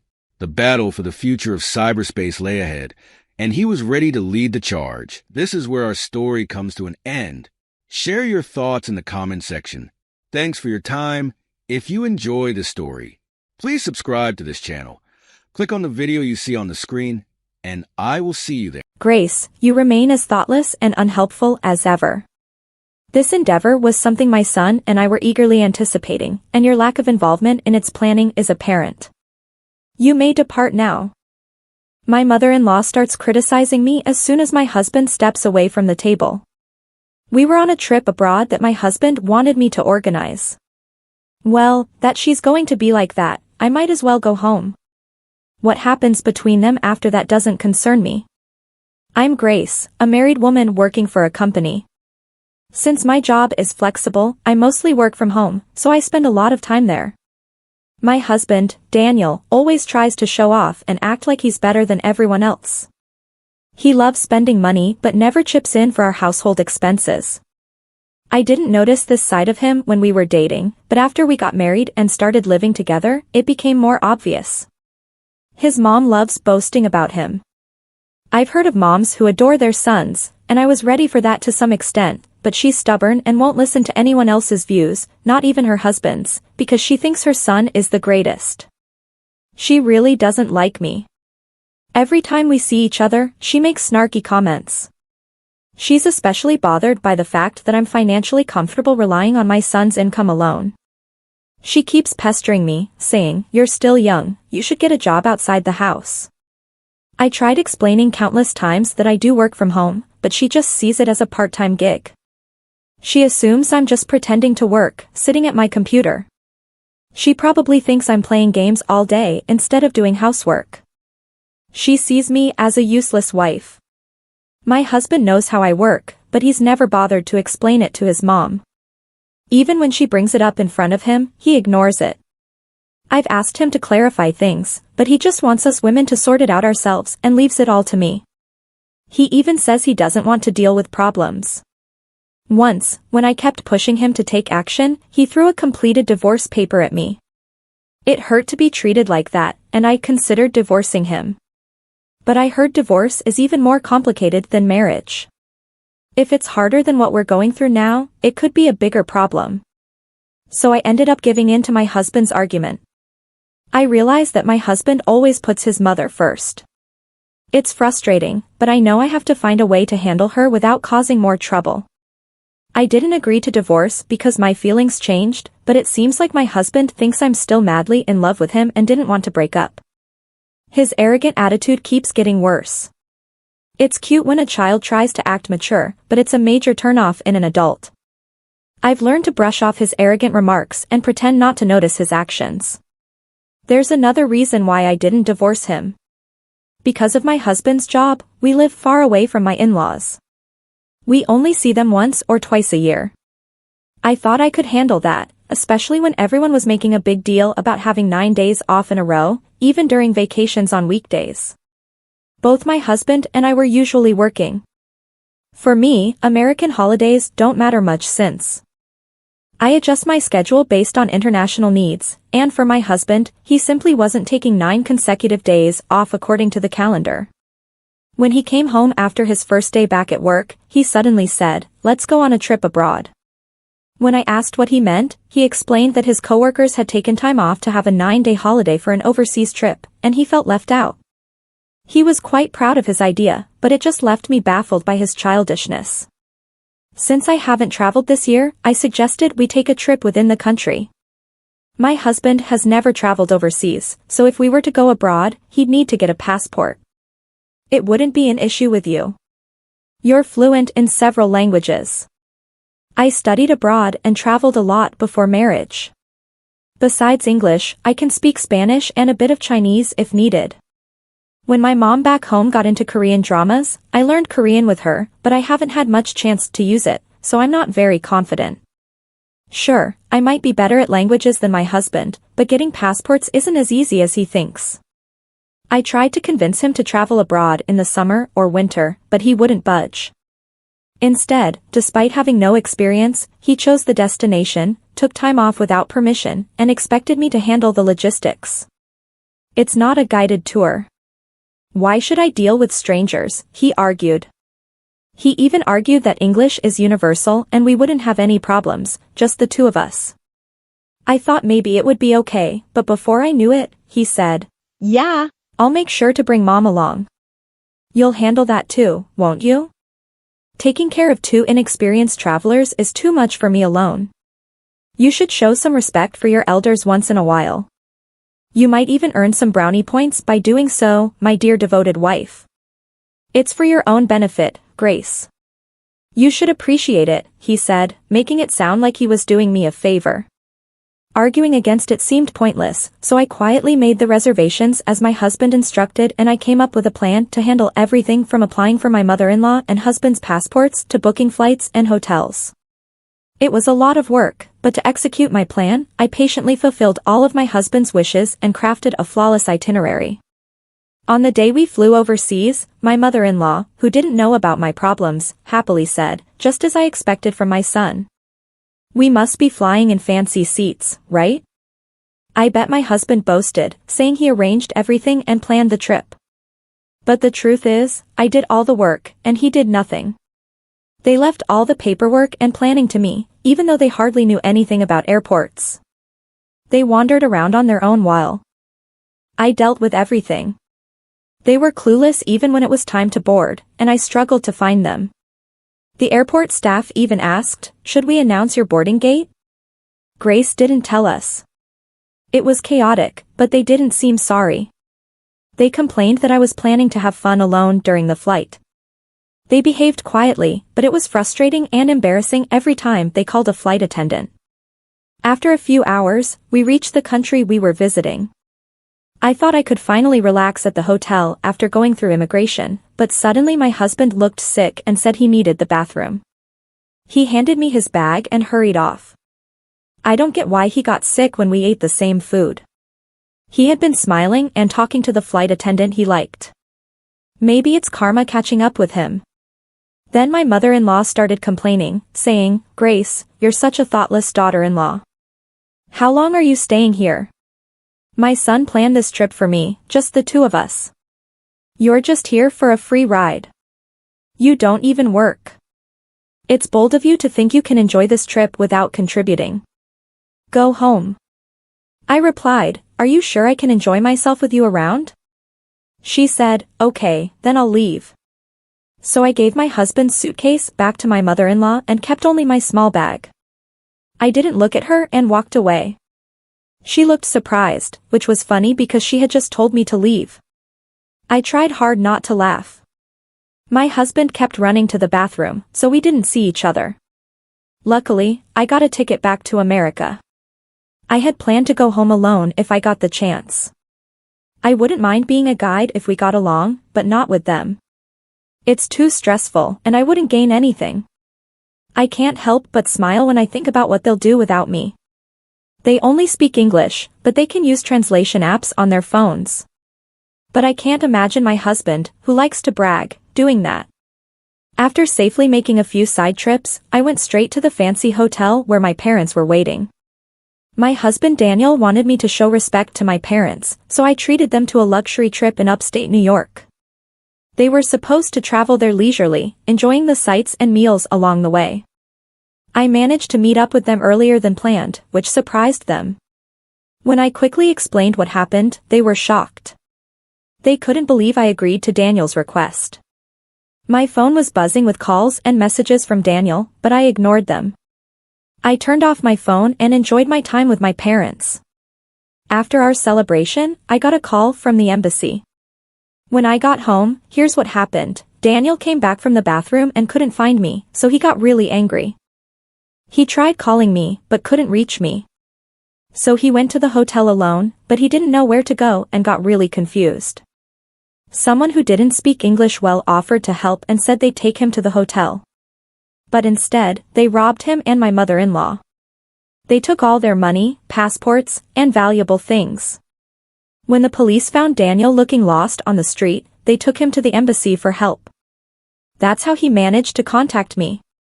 The embassy asked me to come and get him. He couldn't get any money because his wallet with his bank cards was stolen. But I wondered why I, a stranger, had to help him. I told him I was already divorced from him. The truth is, I kept the divorce papers he threw at me a while ago. At the time, I decided not to go through with the divorce because it seemed like too much trouble. But now, I had had enough. I filled out the divorce papers as soon as I got back to the States. Surprisingly, the divorce went through smoothly. I already had a new place ready, and I signed the lease while planning my trip. I didn't want to use the furniture I shared with him. It made me uncomfortable. I planned to buy all new furniture for my new place. So I packed for both my trip and the move. I only need to bring my work tools and favorite clothes to the new place. I can easily have everything else delivered by a courier at a later time.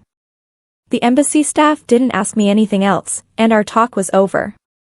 Later, it seems my ex-mother-in-law convinced my ex-father-in-law to help, so my ex-husband Daniel and ex-mother-in-law could come back to the States. But then Daniel, who was really angry, contacted me. "You left me and divorced me without even telling me. You abandoned me," he said. "No, I just followed your mom's orders to leave. If you're upset, talk to her. And don't forget about the business class flight I arranged for your return. It was my goodbye gift." I also reminded him that he was the one who first mentioned divorce. "I only filled out the divorce papers you had ready. Doing what you wanted. Do you think making excuses like that will work? How much more do you want to embarrass me?" Embarrassed? How? If you want to feel embarrassed, I have an even better story. Want to hear it? What is it? Did you know you're a regular at a strip club? You're spending a lot of money on a favorite dancer there instead of helping with household expenses. But when her demand got too much, you ended up in debt, right? I found a debt collection letter for Daniel at our house and had an investigation agency look into it. Despite Daniel being a big spender, his obsession seemed to push the dancer away. She hoped he'd stopped coming. If she kept asking for more money and gifts, I wonder how Daniel felt when he heard that. It's quite embarrassing, isn't it? If you cause any more trouble or contact me again, I'll tell your company about it. Understand? Being disliked by the dancer he likes so much would be a huge blow to Daniel's ego. If this got out, it would be very embarrassing for him. Daniel, who had been aggressive until then, just said, "Okay," in a weak voice and hung up. A few days later, my ex-father-in-law reached out to me. He said he had also divorced my ex-mother-in-law. I thought it was unnecessary since we were no longer family, but he wanted to share what he had found out about her true nature. He had become suspicious of her spending and discovered that she had used up his retirement savings on beauty treatments and cosmetic procedures. I had no idea about this since I'm not familiar with those things. When he asked for a woman's perspective, I couldn't help much because I hadn't noticed anything either. Maybe seeing her only once a year made the changes more obvious, but I truly hadn't seen any. I even asked him, "Are you sure it's for beauty treatments?" "She spent a lot, but I don't see any visible changes." Perhaps there were small changes that only my ex-mother-in-law could notice. It seemed like a waste of money to me. Naturally, my ex-mother-in-law, who was left with nothing, turned to her son Daniel for help. But Daniel, who used to be the family support, is drowning in debt since our divorce. He even lost his apartment because he couldn't pay the rent. Now, he and his mother are living in a rundown apartment, but his mother refuses to work and keeps spending on beauty treatments. Daniel is struggling to pay off his debts and cover his mother's expenses while working non-stop. It seems they still care about appearances even though their living conditions have worsened. If they're okay with it, I won't interfere. But I heard from others that the quality of the beauty treatments has dropped and she looks much older now. As for me, I appreciate the peace and freedom to focus on my work without anyone controlling me. It reminds me of the importance of living within my means. Welcome to Lost Relation Chronicles. At 7 o'clock in the morning, my wife was out in the driveway, washing her car again. A 1965 yellow Corvette convertible I'd bought her for our 25th wedding anniversary. It was meant to be a special gift, and I'd hoped it would be worth the $20,000 price tag. I couldn't have been more wrong. Megan had been having an affair with a guy from my office complex. She thought she was being discreet, but that was far from the truth. Her meetings with him were careless, and he couldn't keep his mouth shut. I learned what was happening when I started noticing the knowing smirks and whispered jokes from some of the guys in the break room. It didn't take much to piece it all together. Victor Harlan had been enjoying more than just casual lunches with my wife, and he was openly bragging about it. Their affair had been going on for over 6 weeks. I'd confronted Megan about the rumors twice, making it clear that I wanted whatever was happening between her and Victor to stop. Each time, she flatly denied it and acted deeply offended that I would even question her loyalty after 25 years of marriage. We got married right out of high school, and looking back now, I realize we were just too young. Maybe it was puppy love, or just an impulsive teenage crush, but whatever it was coming to an end. We had one daughter, Diane, a high school senior on the verge of graduating. In less than a month, she'd be leaving for Iowa State University. Over the years, I'd had my share of chances to stray, but I'd held back, determined to keep the marriage intact. Now, it felt like that effort had been for nothing. If it weren't for Victor's big mouth, I might never have known about Megan's affair. The thought gnawed at me. Had this happened before, and I'd been too blind or too trusting to see it? I'd always believed in her, never questioning her loyalty. Victor typically took Wednesdays off, and I had a hunch Megan would spend as much time preparing herself for the day as she was obsessing over her cherished car this morning. "Dad, are you dropping me off on your way to work?" Diane's voice brought me back to the moment. She was ready to leave, so I drained the rest of my coffee and grabbed my keys. As we headed out the door, I paused next to Megan, who was still fussing over the Corvette in the driveway. "This is the last time I'm bringing it up. Stop seeing Victor Harlan." My tone was firm. She shot me a cold, sharp glare. "For the last time, Eric, there's nothing going on between me and Victor. Whoever's feeding you this crap is just trying to get under your skin. Stop working yourself up over something that isn't happening." Megan turned back to drying her car, ignoring me completely. I stood there for a moment, staring at her, before shaking my head and walking to the car. As I backed out of the driveway, the silence inside was heavy. Diane stared out the window, clearly upset. "What's wrong?" I asked, breaking the tension. "Why are you being so moody?" Without turning to look at me, she replied, "Dad, how long are you going to let her get away with this? It's been going on for a while now, and I'm having a really hard time dealing with it. Honestly, I'm as disgusted with you for not doing anything as I am with her for what she's doing. Thank God I'm leaving in a couple of weeks." Her words hit me like a punch to the gut. I gripped the wheel tighter. "What are you talking about? What exactly is it that you're putting up with? Is your mother doing something at home I don't know about?" No, Dad. It's Margie Harlan. She's been dumping on me every day about my 304 mom stealing her dad away from their family. Her parents have been divorced for over a year, but she only started going off on me about 3 weeks ago. Apparently, her mom knows all about what's going on between Mom and Mr. Harlan and complains about it constantly at home. Margie's life is a mess, and she's taking it out on me. I felt my stomach churn. The situation was worse than I'd thought, and now it was dragging Diane into the middle of the mess. Sorry, I didn't realize you were catching heat over this, I said, guilt creeping into my voice. I've asked your mother 3 times to stop, and every time, she's just denied it. I'll handle it today, I promise. Diane gave me a look that said she didn't believe a word of it. Thanks for the ride. Anyway, Dad. She closed the car door and walked toward the school, her shoulders stiff with frustration. Watching her disappear into the building, I knew it was time to end this mess once and for all. I knew exactly where Victor Harlan lived. After his divorce, his ex-wife had taken the kids and moved in with her parents. Victor had tried to sell their house, but the mortgage left him too underwater to make it work. Between alimony and child support, he was barely scraping by to keep up the payments. For the past month, I'd been steering clear of the office break room to avoid the smug remarks and veil digs at my expense. This morning, I stopped at a coffee shop on the way in, a small attempt to steady myself before facing the day.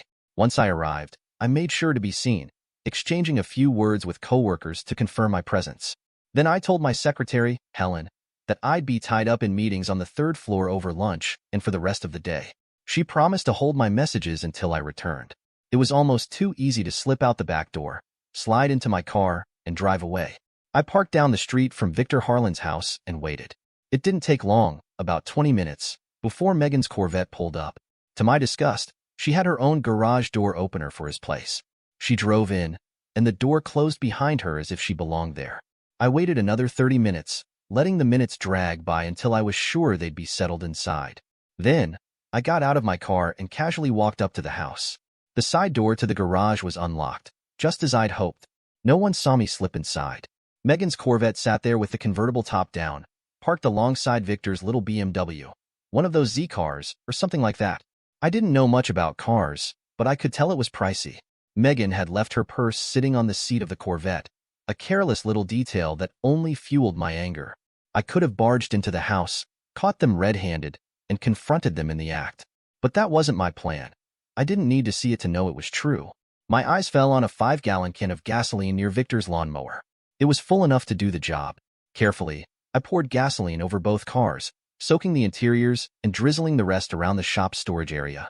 When I was done, I struck a match and tossed it. The fumes ignited instantly, and flames began to lick at the cars and walls.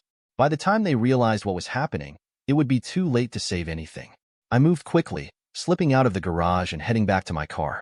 As I turned the corner, I caught a glimpse of thin wisps of smoke rising in my rearview mirror. My heart pounded, but I stayed calm, driving back to work as if nothing had happened. 10 minutes later, I walked into the office and told Helen the meeting had been canceled. I settled back at my desk, the picture of normalcy. It was as though I'd never left the building. When I got home, Diane was in the living room watching TV. Megan was nowhere to be found, and Diane had no idea where she was. A wave of unease crept over me. Had the two of them been trapped in the house, overcome by smoke, burned alive? Or were they at a hospital, being treated for injuries? Regret began to gnaw at me when the phone rang. It was Megan's sister, Nicole. Hi, Eric. It's Nicole. I just wanted to let you know Megan is over at my place. She had an accident with the Corvette. She's fine, but the Corvette is completely wrecked. She's a little shaken up and can't talk right now. I'll bring her home later tonight, and she can explain everything then. Do you want us to come and pick her up? I asked, trying to sound concerned. No, Eric. She's really upset, and I think it's best if she stays here for a while. I'll bring her home later when she's feeling better. She's sorry about the car. Okay. Do you know where the car is now? I'm not sure. I think it was towed to a lot somewhere. Megan can fill you in when she gets home. Thanks, Eric. I knew you'd understand. When I hung up, I couldn't stop the grin that spread across my face. Diane noticed but didn't say a word. Instead, she gave me a knowing smile, and we both turned back to the TV. I think you should take my car and drive over to Aunt Nicole's place, I suggested. Your mom had an accident with the Corvette and doesn't seem ready to talk to me about it. Maybe you could offer to help, and while you're there, quietly find out what happened. I'd love to know, but I can't exactly ask her myself. Just a thought, if you're interested. You know I am, Diane said, her eyes lighting up. Hand over the keys. Should I bring her back home, or leave her there? Surprise me, I replied with a smirk. She laughed lightly as she grabbed the keys and walked out the door. The house was quiet again, and I settled in for an evening with a cold beer and the TV. A couple of hours later, Diane came back, her grin even wider than when she left. I didn't think you had it in you, she said, clearly amused. You're one rotten son of a bitch, Dad, and I absolutely love it. I played it cool, careful not to give anything away. Whatever conclusions Diane reached were hers alone. Where's the car? I asked casually. No clue, she replied. Apparently, it can't be moved until the insurance company takes a look. Mom didn't want to talk about it and was dodging all my questions. Where's your mom now? Why didn't you bring her back with you? It seems she's nervous about how you're going to react, Diane said. I asked her to explain what happened, but she got flustered. Nicole mentioned she'd be staying there for a few days until things settle down, whatever that means. I tried pressing for more details, but neither of them gave me any answers. Well, I hope you don't have any questions for me, because I'm not answering them either, I replied with a raised eyebrow. Good call, Dad, Diane said with a chuckle. I don't want to know anything more. I'll wait for the next chapter. With that, she headed to bed, and I grabbed another beer. Everything seemed to have fallen into place perfectly. The next day at work felt different. The usual breakroom crew wasn't making any snide comments, and a few of them seemed to be avoiding me altogether. My secretary, Helen, was unusually attentive, going out of her way to be helpful. One person who didn't show up at all was Victor Harlan. I didn't ask about him, and no one volunteered any information. Around midday, a small bouquet of daisies arrived at my desk. The attached note simply read, "Thank you." Victor's ex-wife's name was Linda Harlan. I couldn't think of anyone else with those initials. Helen caught sight of the flowers and the note and started smiling every time she glanced in my direction. While I was amused by how quickly Linda seemed to connect the dots, it did leave me slightly uneasy.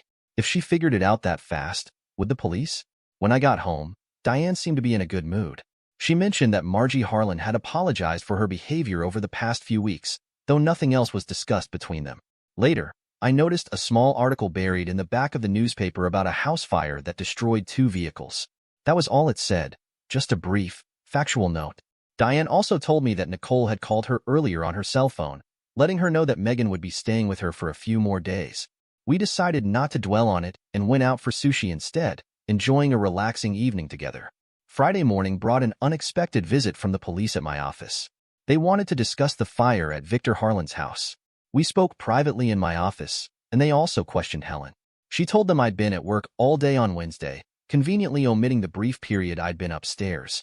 What struck me was how seamless her account matched mine, even though we hadn't coordinated. The officers confirmed the fire was an act of arson, but admitted they had little to go on. Interestingly, they carefully avoided mentioning my wife or her connection to the situation, which I found curious. Even more puzzling was Helen's decision to cover for me. Without hesitation, she had stuck her neck out. On Saturday, Diane took care of the laundry and housework while I tackled the yard. That evening, we ordered a pizza and rented a pay-per-view movie. We both avoided any mention of the fire or the drama surrounding it, silently agreeing to focus on lighter things. I couldn't help but admire how mature my daughter had become through it all. Megan came home on Sunday wearing clothes that her sister, Nicole, had given her. I considered asking where her own clothes were but decided against it. She spent most of the day in her room, keeping to herself. Diane prepared supper for the 3 of us, but Megan barely ate and seemed withdrawn. The topic of the Corvette, or anything related to recent events, remained unspoken. That night, I slept on the couch. By Monday morning, the atmosphere at work had shifted. Helen was in high spirits, and the usual group of sarcastic jokesters had all but vanished. Many of the male employees seemed to avoid making eye contact with me, which I found amusing. As for Victor, he had taken a week of vacation, leaving his absence as another piece of the puzzle. I contacted my auto insurance agent and asked them to stop by the house to collect the necessary information for the Corvette's claim directly from Megan. I made sure not to say anything that would hint I knew more than I should. Conveniently, I happen to know that when a car burns up in a garage, it falls under the homeowner's insurance rather than the auto policy. That meant Victor's insurance company would likely have to cover the cost of Megan's car. I was curious to see how this would all play out. Both the arson investigation team and the insurance company confirmed that the fire was indeed set intentionally. After reviewing Victor Harlan's financial situation, The insurance company decided to deny the claims unless he could prove he wasn't responsible for the fire. They suspected that the fire might have been set to benefit him financially, giving him a potential motive. The police shared the same suspicion, but they still needed solid proof to accuse him directly. When I got home, Diane was there alone. She handed me a note from Nicole, explaining that she had taken Megan to the doctor for some sedatives and that Megan would be staying at her house for a few more days. There were some papers from the insurance agent on the coffee table, but I didn't bother looking at them. Diane and I decided to go out for dinner at Red Lobster. Officially, I still had no idea where Megan's car was or what had happened to it. All I knew was that the Corvette had been destroyed in the fire. It struck me as odd that no one was providing any clear answers. The next morning, I made a quick call to Nicole. "Hi, it's Eric. I just wanted to say I appreciate everything you're doing for Megan." "Thanks, Eric. I think she needs to stay here a little longer. The doctor gave her some pretty strong medication." "I'm fine with that. I just have 2 questions. I understand her car was involved in a fire, and I'd like to know where it was when the fire started and why it was there. Call me later today with answers to both of those questions. If I don't hear from you or get a response, I'll be bringing all of Megan's belongings over to your house tonight. Do you understand?" "Eric, under the circumstances, I think you're being unreasonable. Megan's under a lot of stress right now. This isn't going to help her. I'm not expecting answers from Megan. I expect them from you. You know what's going on. Either you tell me, or Megan becomes your permanent house guest. Do you understand?" "I understand, Eric. I'll do my best." Helen was in a good mood that morning, full of energy and cheer. I was hoping that was a positive sign. "I've arranged a luncheon for you, Mr. Harper. You'll be meeting Linda Harlan at the Olive Garden at noon. She'll have a table reserved for you when you arrive." I wasn't thrilled about having lunch with Victor Harlan's wife, but I felt like I should. The best I could do was try to be courteous. I glanced over at Helen. "Would you like to join me? I'd rather not be alone in this situation." "Sorry, boss. I'd be happy to join you for dinner, but lunch isn't my thing." I caught a subtle smile as she walked away. What did she mean by that? I never gave any indication to Helen or anyone else at work that I might be available. That was a clear line I didn't cross. Maybe my status as potentially divorced was starting to get some attention from the women around me. What on earth could Linda Harlan want? Around 10 o'clock, Helen popped her head into my office. "There's a Mr. Kyle Benson here to see you. Are you free?" "No, send him in," I replied. Kyle, married to Nicole, was a big guy with a gentle demeanor. He looked visibly nervous as he walked into my office and took a seat. I gave him a moment, silently waiting for him to speak. "Nicole asked me to come see you," Kyle began, his voice shaky. "She's worried you'll be angry with her because of what she has to tell you." "Kyle, you look like you're about to crack. What's going on? Did I do something to cause this?" I asked, trying to understand. "No, Eric, it's not you. It's something I did. I lost my temper. It's never happened with Nicole before, and I'm scared." "Scared? What could you possibly be afraid of?" "I think I hurt her," Kyle said, his voice breaking. "I hit her pretty hard, Eric. I took her to the hospital, and then I came straight here. I didn't know what else to do." Now, Kyle wasn't some simpleton. He was a smart and resourceful man who had always provided well for his wife and children. His kids were grown and out of the house, but he had always been a good father. I never suspected there were issues in their marriage, and I figured Kyle didn't either. "Why don't you start at the beginning, Kyle? We've got all the time you need. No rush," I said. Helen brought in 2 cups of coffee as Kyle took a few deep breaths, trying to calm himself. It only took a few moments before he seemed to relax. "You're not going to get mad at me, are you, Eric?" he asked nervously. "No, I promise I won't lose my temper," I assured him. "Nicole told me that Megan had a boyfriend, Victor something. I don't remember his last name. She was at his place when a fire broke out in the garage, and Megan's Corvette got burned up. Megan thinks you started the fire, but the police don't believe her. She's scared to come home now. She tried to over the weekend, but had some sort of breakdown. That's what I was supposed to tell you." I raised an eyebrow. "That doesn't sound too traumatic. I'm still not sure why that's upsetting you so much." I started asking her a few questions to try and clear things up, Kyle continued. But the more I asked, the angrier Nicole got. "What kind of questions?" I prompted. "Do you remember the 3-day cruise the girls took to Cancun last year?" Kyle asked. "Yeah, why?" I replied, confused. "I always felt something was off about that trip," Kyle said. "For some reason, I linked that vacation to Megan's affair. I don't know why, but I just did." So, I asked Nicole if Megan had an affair while she was on that cruise, and she completely blew up. "I'm guessing you didn't get an answer?" I said. Oh, I did, Kyle replied, his voice tight. Not the one I wanted, though. She went on a rant for several minutes about how you and I were less than satisfactory husbands. She said that if we'd been more attentive in the bedroom, there would have been no need for them to cat around. That's the term she used. Cat around. That's when it hit me. Nicole was cheating on me too, just like Megan did to you. I'm sorry, Kyle, I said, feeling guilty. I didn't mean for you to get caught up in all of this. Things took a turn for the worse, Eric, Kyle said, his voice shaky. I kept pushing her to tell me who she was seeing. She laughed and said, "Which one?" That's when I lost it. After I hit her several times, she was scared out of her mind. She'd never seen me like that before. 22 years together, and I'd never been violent until that morning. She begged me to stop, but I told her I wouldn't until she gave me names. She finally told me the two guys from the cruise were from their health club, Craig and Will something. That's when she gave me Victor's name as the guy Megan was seeing. I threatened to hit her again if she didn't tell me everything. I didn't care about the guys Megan was with, but I needed to know about the ones she was with. She mentioned Gavin Turner, a guy we went to high school with.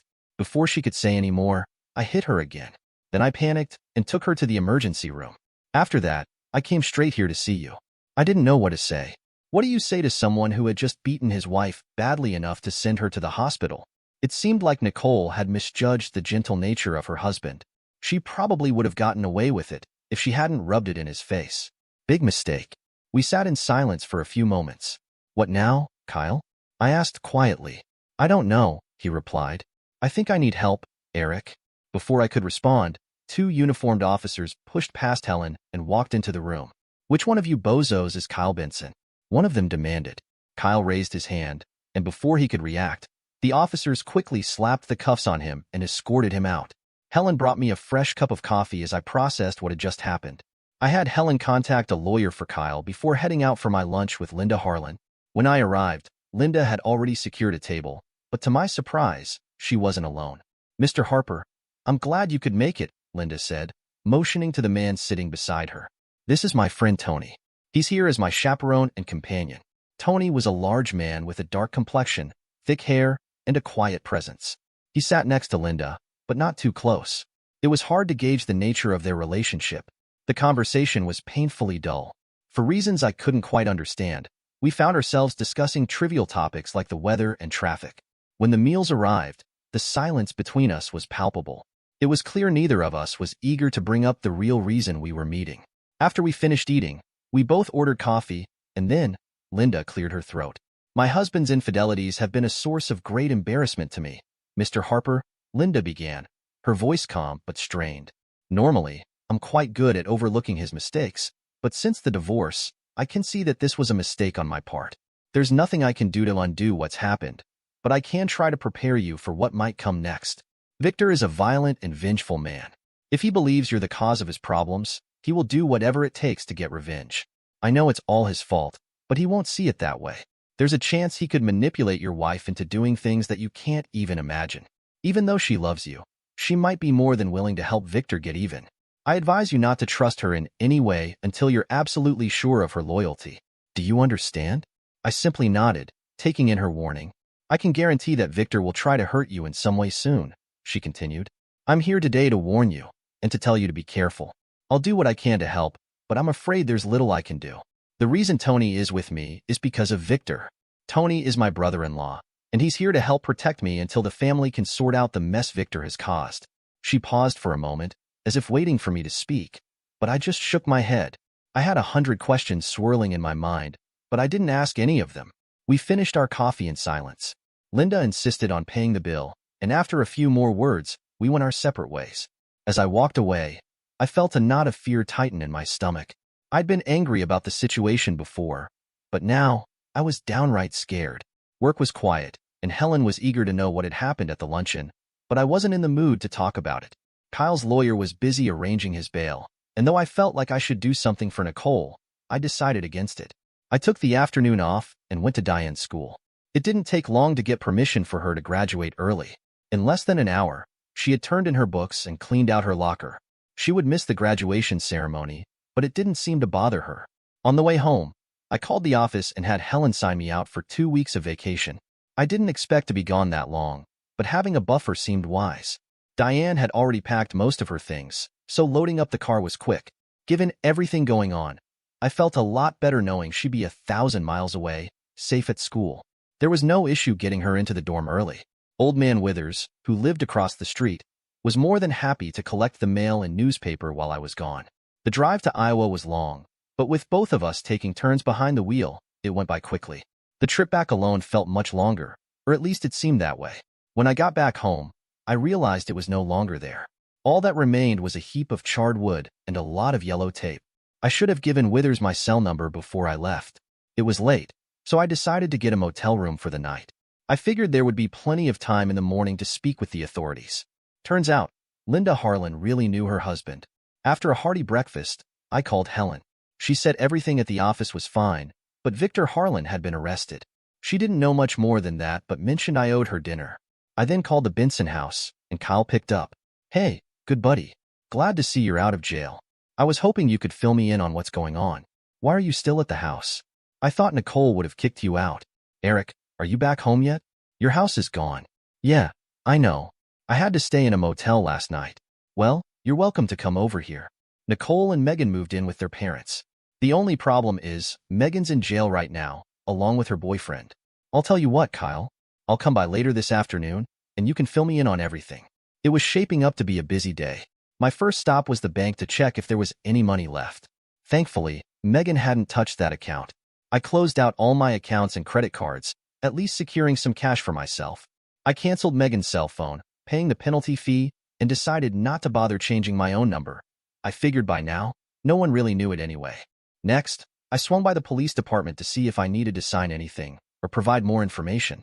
A guy in a suit and tie spoke with me for about 20 minutes, and that was that. Withers really came through for me. He'd seen Megan and Victor go into the house. He even took note of Victor's license plate number. Megan carried out a couple of loads of clothing, and then they set the place on fire. They did it late at night, but Withers never missed a thing. For once, I was glad to have such a nosy neighbor. Megan admitted to the police that they were responsible, claiming they did it out of revenge for me supposedly burning down Victor's house. I called Kyle and asked him to meet me at Dreamland Barbecue. I felt like treating him. He filled me in quickly. Nicole wanted a divorce, and Kyle agreed, but only if she dropped the assault charges. They were just waiting for the right time to make it official. As for Megan, I wasn't sure if she wanted a divorce or not, but I knew I did. Nicole and Megan were staying with their parents, but things weren't going smoothly. When their father found out what had been happening, he lost it. Right now, Nicole was recovering at the house, and Megan was in jail, waiting for her dad to post her bail. I had to admit, I was enjoying how things were playing out. I called Diane to tell her about the house. The next morning, Helen was happy to see me, and I caught up with all my work quickly. The company had decided to let Victor go, though I wasn't sure what reason they gave. His buddies in the break room were avoiding me like the plague, which I thoroughly enjoyed. Then Megan's dad called, asking if I could help with her bail. I told him the only way I could come up with the money was through a second mortgage, which I was sure the bank wouldn't approve. He didn't appreciate the sarcasm, but I think he got the point. He must have been desperate to call me. After lunch, I stopped by my lawyer's office to begin the divorce proceedings. I called Megan's dad and told him I'd post her bail, but only if she signed the divorce papers. He seemed relieved by the compromise and said he'd try to convince her. I told him I'd have everything ready by the next afternoon if she agreed. An hour later, he called back with her approval. The insurance company was hesitant about the claim. I insisted that Victor was responsible for burning down the house and that Megan wasn't directly involved, but they didn't buy it. I decided to step back and let them handle it internally. At this point, I was numb and just wanted everything to be over. Out of nowhere, the company offered me a transfer to Huntsville. It was an unexpected move, but a promotion nonetheless, and I appreciated the vote of confidence. Helen said she'd like to come with me. Over the next month, things started to settle down. Nicole healed from the well-deserved beating and gained a newfound respect for her soon-to-be ex-husband.